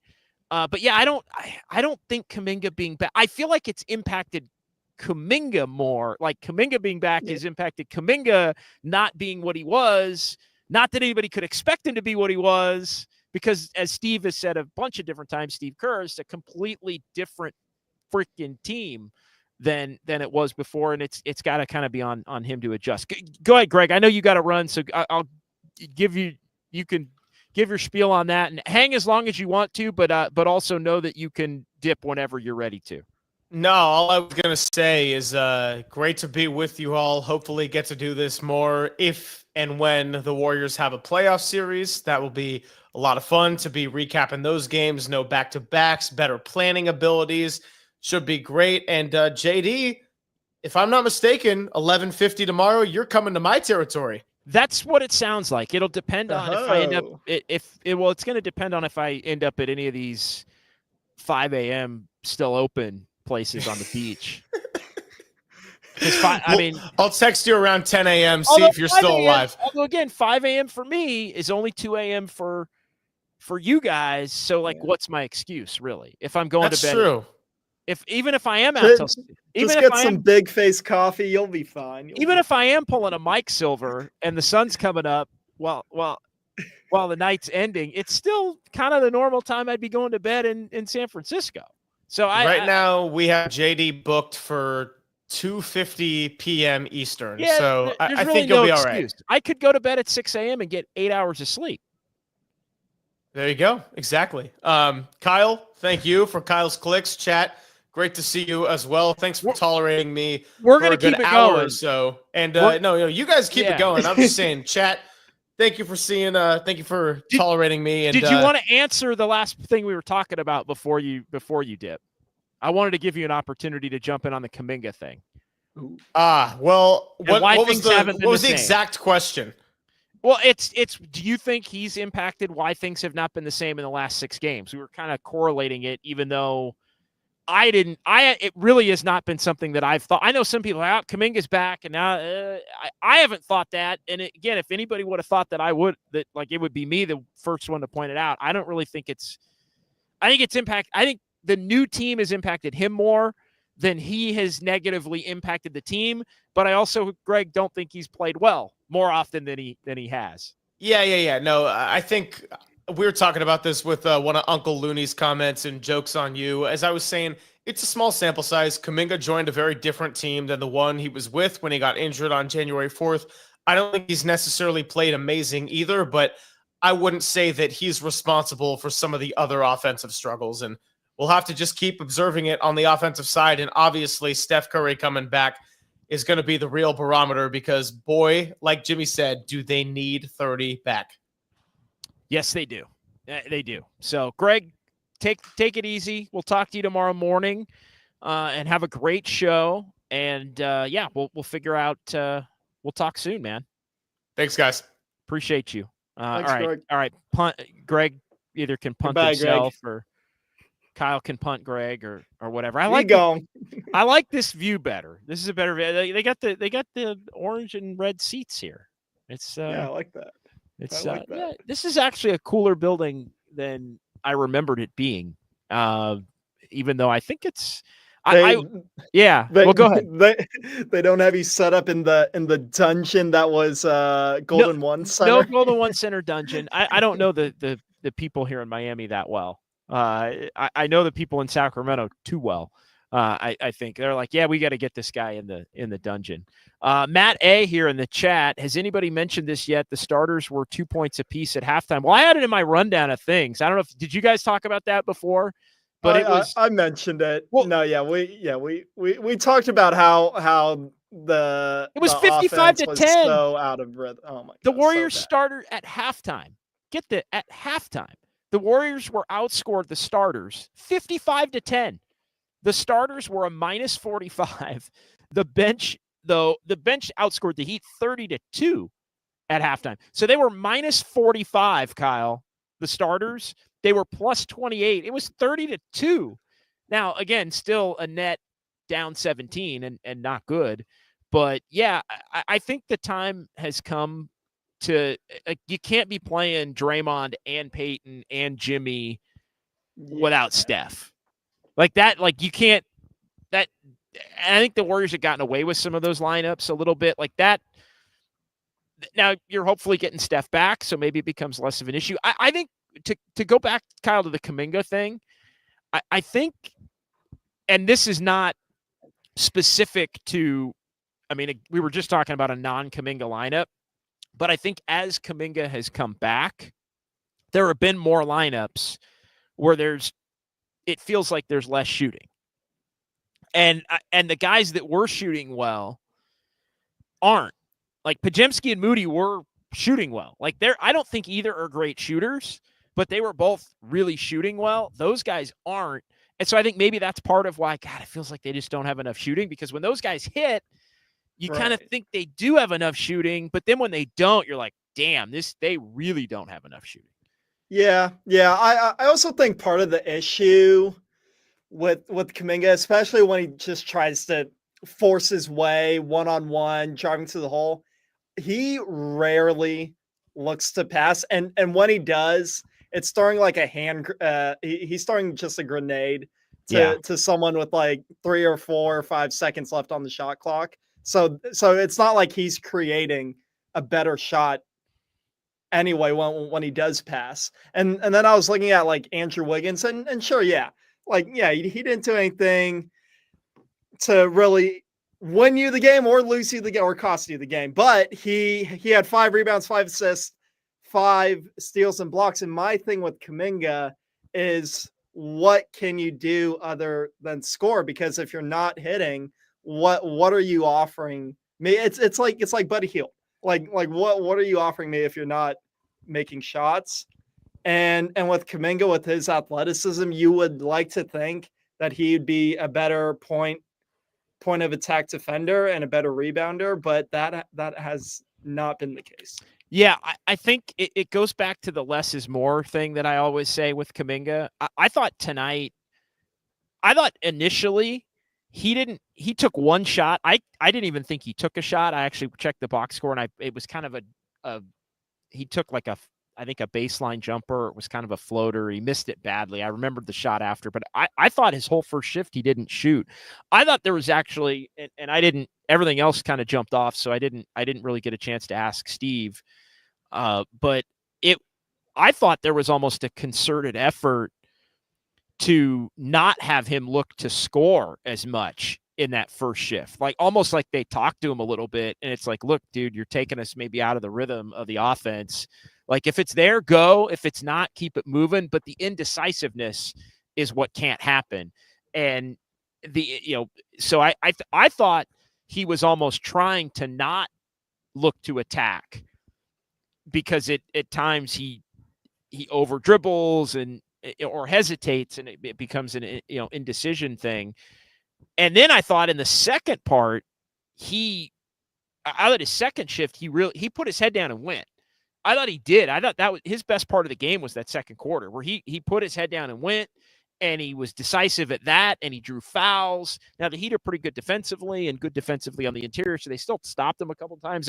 Every game he gets a couple of fouls. Like it feels like he gets fouled twice every game, where I'm like, damn, like That's a good whistle. Like didn't, and I think there's two more that he thinks he should get that he doesn't almost in every game too. But I think he gets a pretty quality whistle as it relates to when he's intent on trying to make it happen at the rim. But I thought tonight it was almost don't try to be so dominant. Don't try to be so imposing of the way you're trying to attack, really. But again, even then, I think sometimes he's making a concerted effort to do that, and it takes him out of his flow. Yeah, that's where I think he gets caught in between, and that's where you see some of the indecisiveness because there's like pre Jimmy Butler Kaminga where it was just like put your head down and drive, try to get a foul, or make a layup, or you do whatever you want, shoot your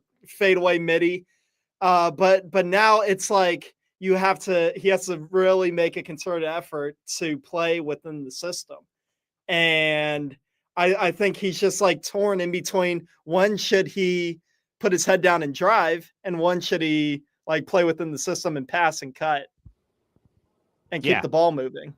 Yeah, and so that's I think we've pinpointed it. I mean, if there is something, it's that. It's the caught in between, because I think inherently he wants to try to dominate as a scorer, but the Warriors want him to do it when it's there, but also read the game enough to, when it's not there, stay in the context and the framework of the offense, and then that'll get better shots for others if he doesn't have his opportunity to just take somebody and make it happen in that way. I think then the other part of it, and again, I don't even think tonight was, we end up in a Kaminga conversation, shocker. I don't even think Kaminga tonight was really, I mean, he was fine tonight. I don't think he was fine again. And maybe that's even part of the conversation, not to put it on him, but it's like we got to kind of stop having these conversations about Kaminga every single night. Like, he's not a dude. He's not a dude. He's not like, and if tonight he was their second best player, then guess what?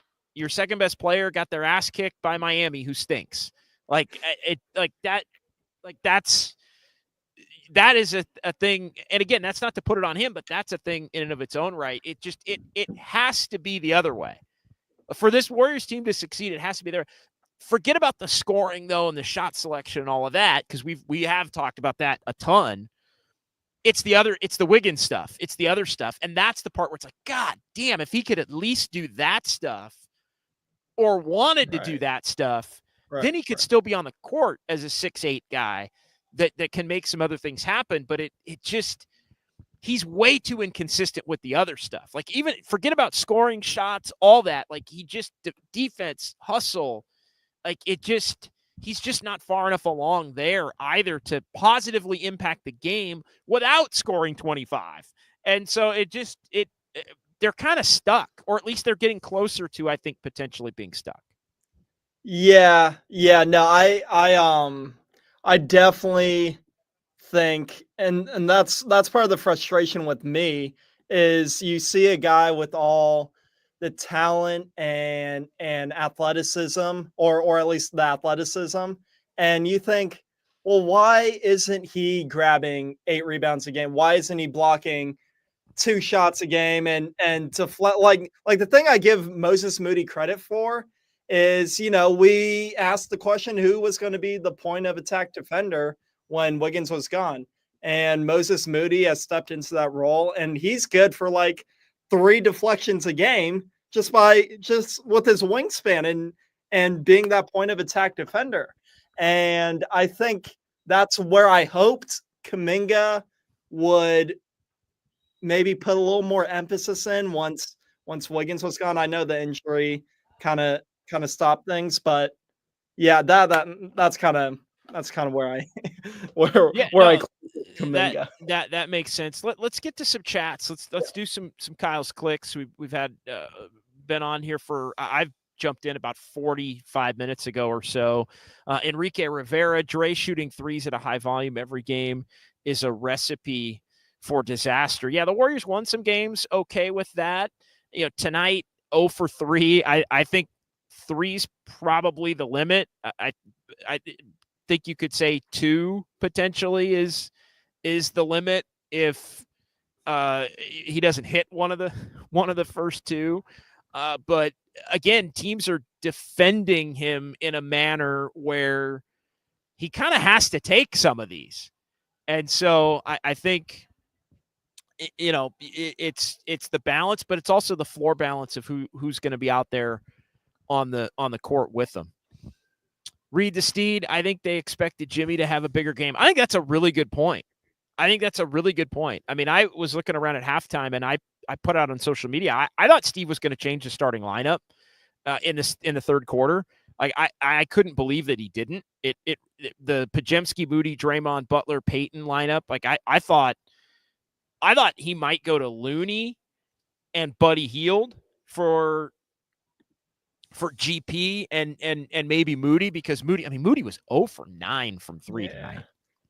Like maybe, and again, I get it. You don't want to blame Moody, but I think you go defense up front, you go shooting at the guard spot, not having Steph. I thought maybe even Kaminga, although again, I kind of had at the same time, I had the thought, I don't think Kaminga played great to where Steve would want. Like, I think they're trying to keep Kaminga out of his own head by not, you're a starter, you're not a starter, because I think he values that stuff so much that they're trying to, nope, you're going to come off the bench and this is going to be your role. Like, I think they're, but I could have seen after the second quarter, he had maybe even playing him in the third quarter with Draymond and Jimmy, but those three together have not been great when they've played together. So you have to factor in that as well. And then can you have those three together with Moody and Podziemski not shooting well? And I think that becomes a problem.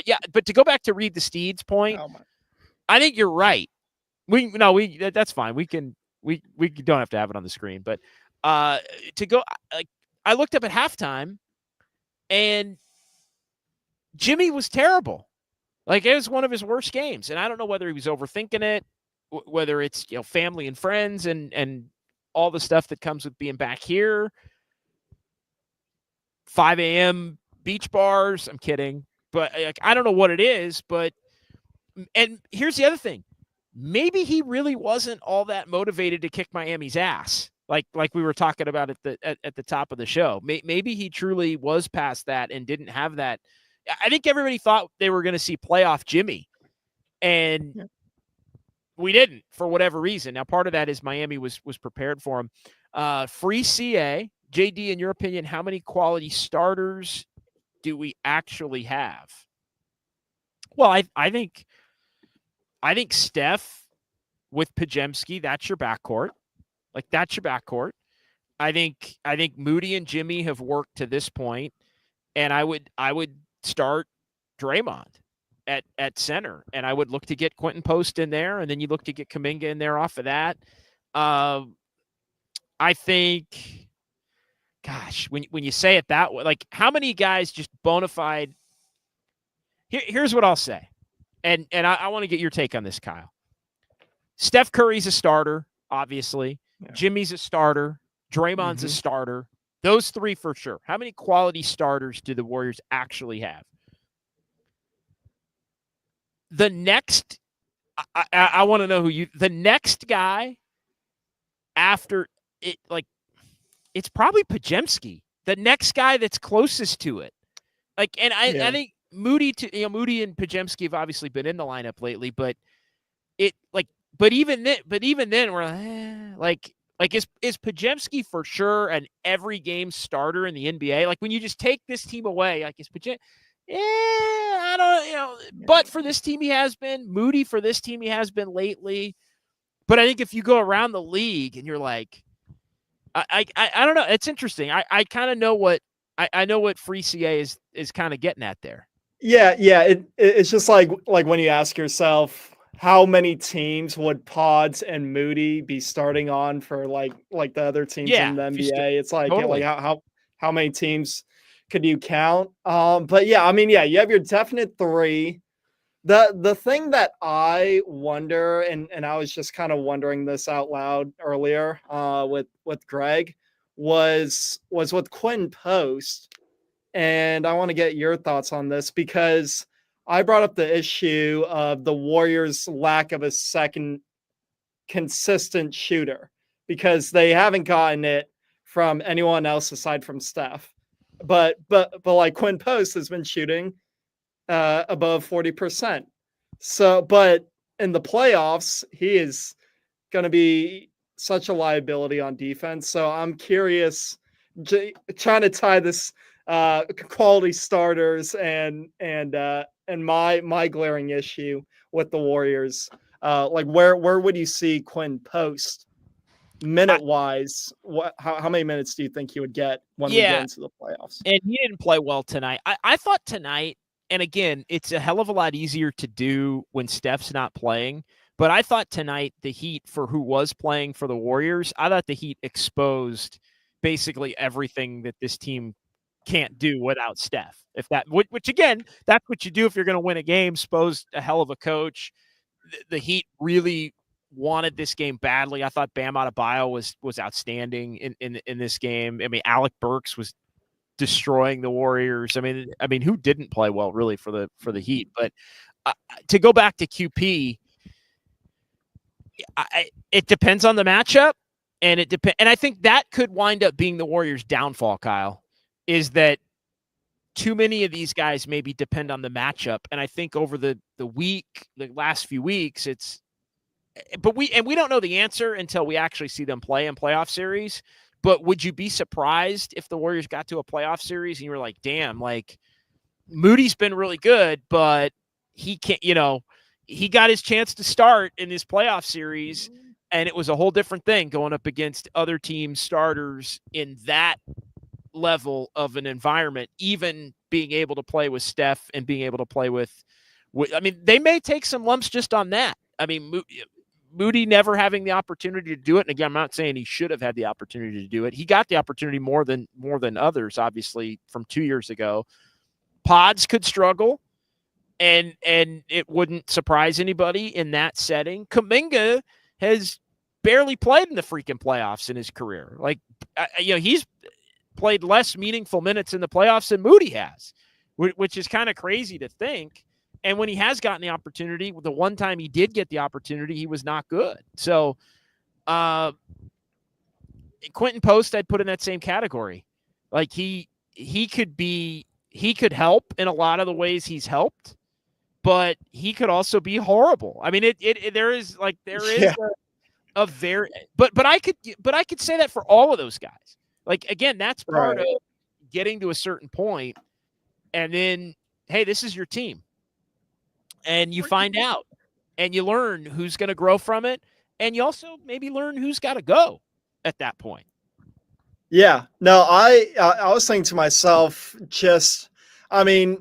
if anything, this is going to be a good what do you got type of season at the end, even if it goes poorly, even if it goes good. You know what you're going to have at the end of the season. You know what you're going to have to bring in and subtract after this season. But I want to get into Andis Brown's comment about going back to the playoffs. I think in the playoffs, teams are going to force the Warriors to shoot threes and limit the three-point shot for Curry and Buddy, pack the paint, and keep Jimmy out of the paint. And I think that was the blueprint for – And don't foul. Yeah. And I thought that was a blueprint for the Heat. So, I mean, granted, Steph wasn't playing, but that was the plan for the Heat. They really packed the paint and forced the Warriors to shoot. One free throw tonight for Jimmy. Yeah. One free throw on the and one. In the third quarter, I think he had the and one as the Warriors were coming back in this game. Just some other quick thoughts. Let me I'll run through my notes a little bit, and we'll get back into Kyle's clicks. And Kyle, you can weigh in on any of this. And if you guys talked about a lot of the game specific stuff, we did mention it was about 2/3 cheers and to boos for Jimmy here. There weren't any interactions between any of the Heat players, even at the opening tip, other than Alec Burks. Alec Burks was the only guy that kind of came over and shook hands with Jimmy at the opening tip there. Good to see that Draymond is okay, although maybe Draymond wasn't okay physically. I mean, taking the shot to the face from Bam Adebayo, that was something that initially, from my angle, I saw him go down in a heap. And I didn't have a good look at the elbow from the side that we were at. And I actually thought his knee caved. And I was like, oh God, like it kind of looked like a non-contact knee initially. And then I we were talking to a few of the other reporters, Young Masuk and Anthony Slater, and they said, oh no, he got hit. And like, I guess Slater had a pretty good view of it. So that's good, but that was a significant shot to the face there. I thought, first quarter Warriors are down 6. It could have been worse. I mean, Buddy Hield and Guy Santos prevented the Warriors from being down 25 at the end of the quarter. I mean, that was kind of my initial takeaway was, damn, the Heat should be up more than they are. And that may give the Warriors an opportunity. I mean, all the turnovers, all of the shit scoring from the starters, 2 points apiece at the half for a total of 10. The Warriors were hanging around between like 8 and 14 for a good chunk of the first half. And I thought that was going to give them a little bit of life, but they just never could get going. And again, a lot of these comebacks are contingent on Steph. Like you cannot, this team could barely come back with Steph before Jimmy on anybody. Like you take one of it, like you cannot get down double digits for very long. And look at the games where the Warriors have done it. The games where they got down double digits and came back and won, those were not games where Steph Curry was not playing in fact, the Milwaukee game, Warriors got off to a hot start in that game. They got off to, and were able to carry it throughout the course of the night. So yeah, if they're going to have to play more games without Steph, they're going to have to it's going to have to be more buttoned up than it was. I was surprised about the no lineup changes. They cut the lead to 8 from 20 in the third quarter, but the last 5 of the third went to Miami. I thought that in the beginning of the fourth quarter is what ended the thing for the Warriors. There was Davion Mitchell hit a 3. There was a Kaminga turnover in there, and then the end of the quarter, and the Heat got 5 there. So they were up 13 when it felt like the Warriors might have it within 5 to 7 there, 5 to 8 going to the fourth, and then 5 turnovers. 5. Yeah, those were brutal. In the first 2, it wasn't even 2.5 minutes because there was a timeout and it was before the 9:30 mark. 5 turnovers in the first 2.5 minutes of the fourth. And then all of a sudden it was back in the 20-point range, and Kyle Anderson's hitting threes. And it's interesting. I thought Kaminga tonight, for all the talk about Kaminga, I thought he earned the right to be a closing player tonight.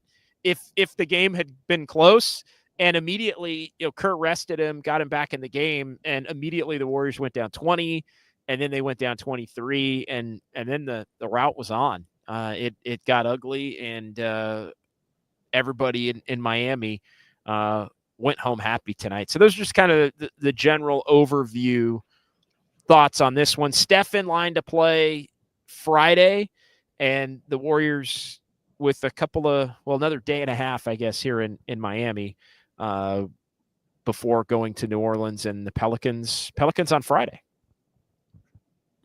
Yeah, no, it's interesting that Kerr called that game the most important game of the season. Well, we're definitely gonna be playing a lot of that sound. So yeah, I was like, whoa. Well, and Pelicans? I think they need to win. Like they have to win. Yeah. You can lose Saturday and not have Steph. And again, I think they thought lose Saturday, long trip. Like you had all the excuses Saturday, right? Long trip, had been playing a lot of games, no Steph. The Hawks had dominated the Warriors in Atlanta for whatever reason over the last 5-6 years. I think it's 6 straight now. You could come up with any reason you want at that point, but you get to do that once. You get 2 days off, yes, in Miami, before the next game. I think everybody on the Warriors thought they were going to come out and put that to bed tonight, and then they didn't. And now you're at a point where you can't lose to the Hawks, Heat, and Pelicans 3 in a row, because these are 3 of your more winnable games on paper, maybe not without Steph, but 3 or more winnable games on paper the rest of the year. And if you start dropping any more of them, you're going to be 7th, like flat out. Like, and I'll even take it a step further. I think the Warriors have to win the next 2.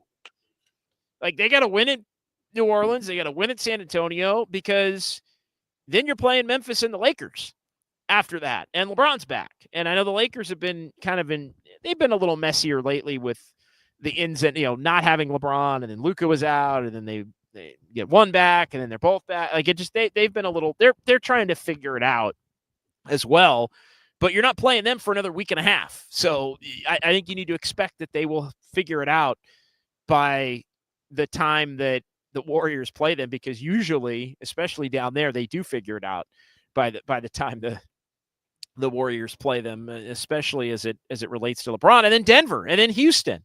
So I mean, you're playing all these teams that are ahead of you in the standings after the next 2. A week from tonight, it is Memphis, no picnic in Memphis. The Warriors get stomped there. The Lakers, no picnic, haven't beat them this year. Denver, haven't beat them in 3 years. Houston, they've owned, but Houston's second in the West. So, and even Phoenix is playing better. Like, we've seen the Warriors go down to Phoenix, and they haven't won a game in Phoenix in a while. I don't think they've won a game in Phoenix since the 21-22 season, when they won on Christmas in Phoenix. So, like, Phoenix has been kind of a house of horrors for the Warriors, and the Suns, for as much as they're playing better now without Beal, but the Suns are a team that's actually played the Warriors pretty well in head-to-head matchups.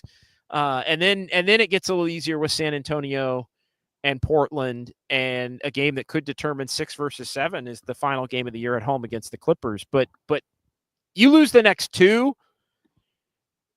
I think even if you lose one of the next 2, you're in the play-in. Like, I actually think their ability to get 6, they have to win the next 2.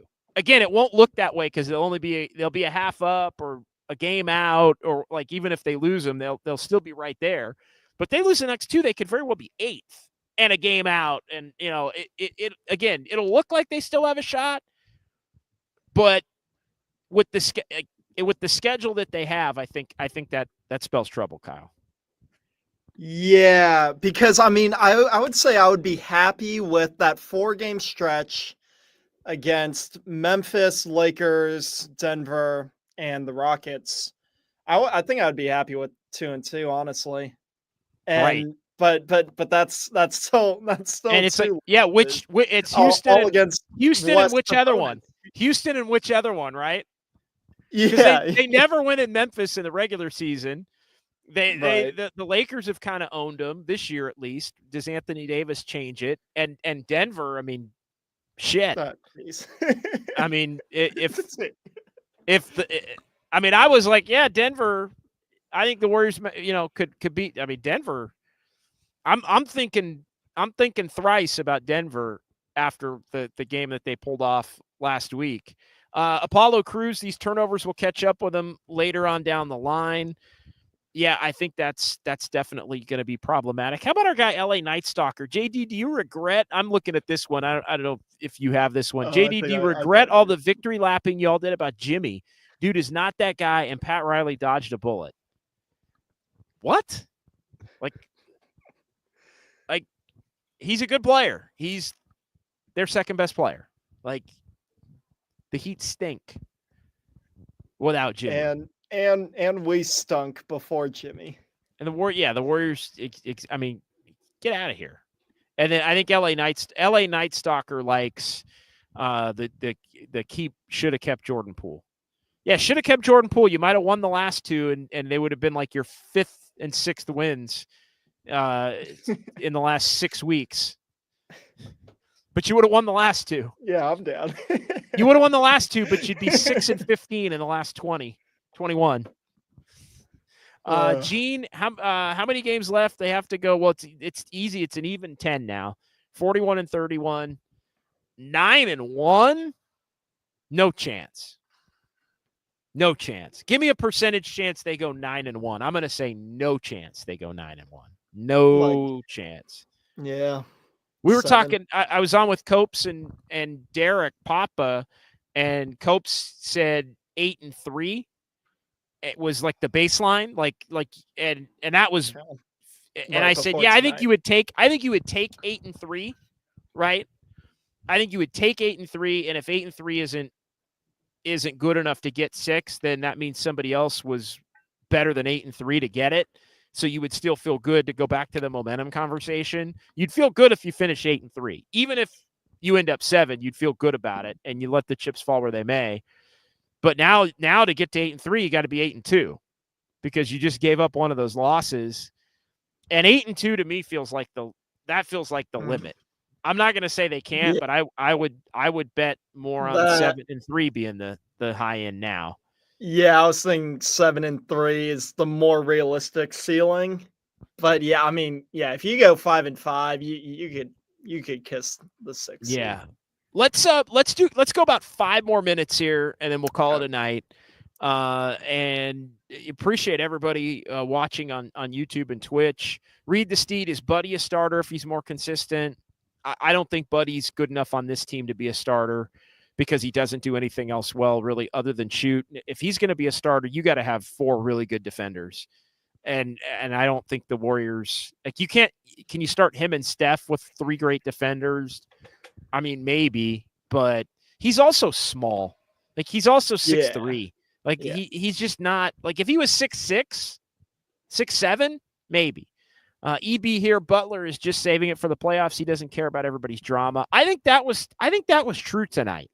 That's well said. I don't think Jimmy cared about vendettas or sticking it to Pat Riley, or, you know, I think he means it. Like, I think he meant that he appreciated and loved his time here.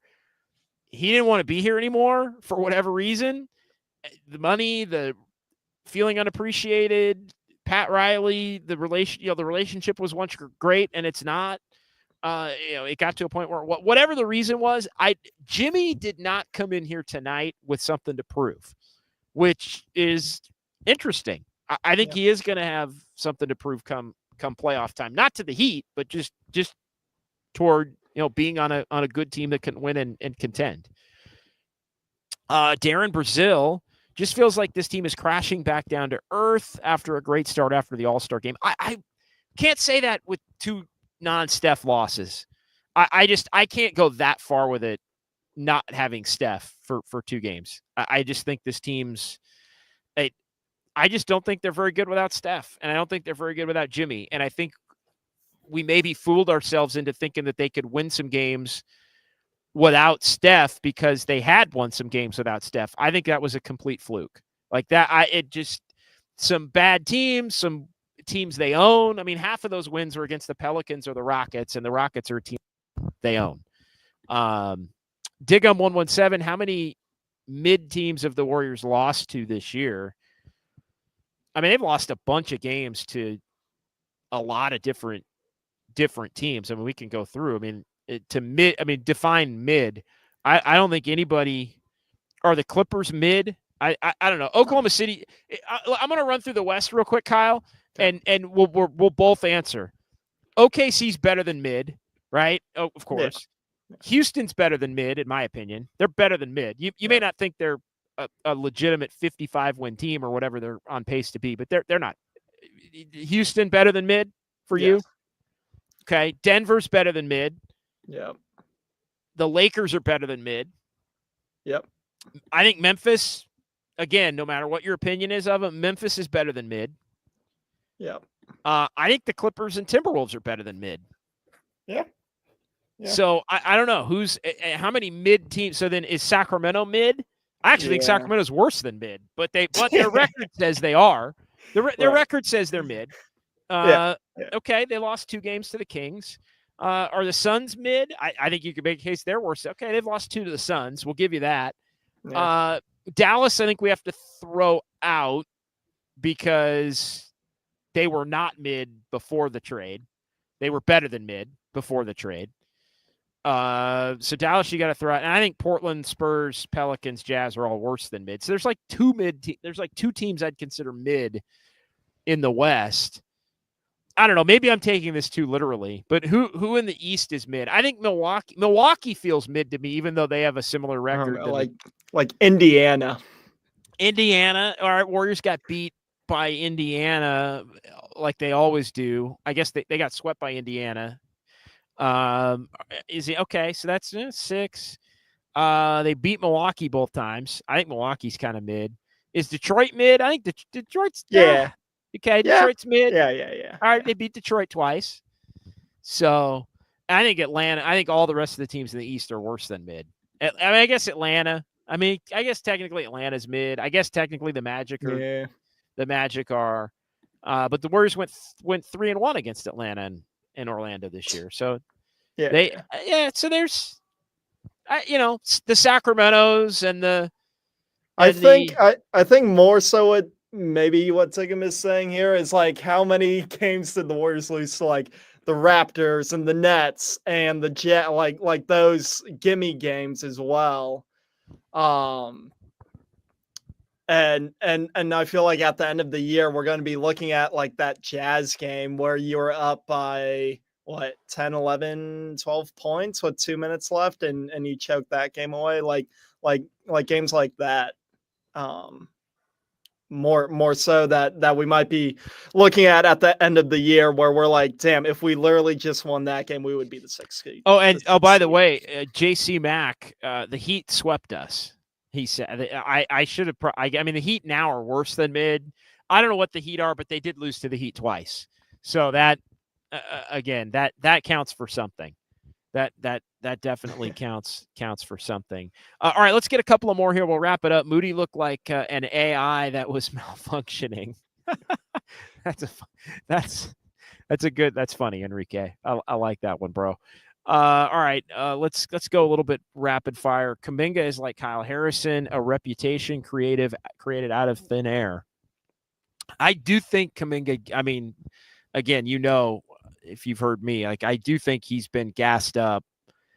Part of the issue is that he's been gassed up to be something he's not, and then when he's not, people are like, why is he not? And it's like, I think I would say it's unfair to him, and I do think it's unfair to him, but I also think it's hard for me to say it's unfair to him if he thinks he's that guy.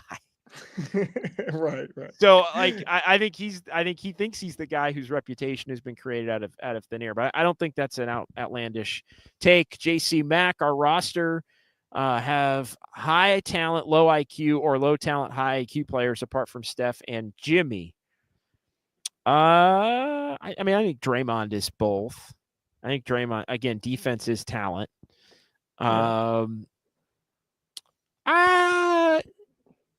I don't know. I mean, I don't know. I don't know. Like I don't know where to put like Pods. Like, is he a low talent, high IQ? I think it's unfair to Pods and Moody to say they're low talent. Right. Yeah. They're still growing. I mean, they're both young players who are still growing. Now, I can understand. Like, is Podziemski like a blue chip looking prospect? No. Is Moody? No. Like, obviously, like they look like role players. They look like maybe starters at the NBA level on a really good team on a, but this is the first time. And I think this is the part about like making the trade finally that the Warriors made. Like, for the first time, we've been able to properly evaluate what Podziemski and Moody can look like on a team that's got two guys, because the Warriors haven't had two guys. I mean, Moody was technically on the team as a rookie, but the Warriors haven't had two guys really since the 22 year, because Clay was gone by the end of 23 and Jordan Poole was a shell of himself. And last year it was Steph and everybody else. Like, this is the first time we've been able to evaluate those guys on a team that has a true 1-2 pecking order. It's also the first time we have an opportunity to do that with Kaminga. And it's been great for Podziemski and Moody. Jury's still out on Kaminga. I don't want to make a firm statement. I think Kaminga can be a productive player for the Warriors this year. I don't want to, but like, we got to get out of this bullshit about what he can. Like, I don't give a damn what he can be 3 years from now anymore. It's, can he be a role player on this team that when he scores, does it efficiently enough to where he can help this team win? Like, I'm fine with Kaminga scoring 20 points. 25 points. But if he scores 25 points, it's going to be, it's going to have to be, 8 free throws and like 7 for 10 shooting. Like that. Yeah. And so, I mean, again, jury's still out on that. I'm also unwilling. I know a lot of people do. I'm unwilling to call Kaminga low IQ. I think he's still young enough, year 4. I know, young enough though to grow into getting a better feel in terms of. So, all right, Enrique Rivera, my first grade basketball intro course students showed more effort than the Dubs did tonight. Got showed up by a bunch of elementary kids.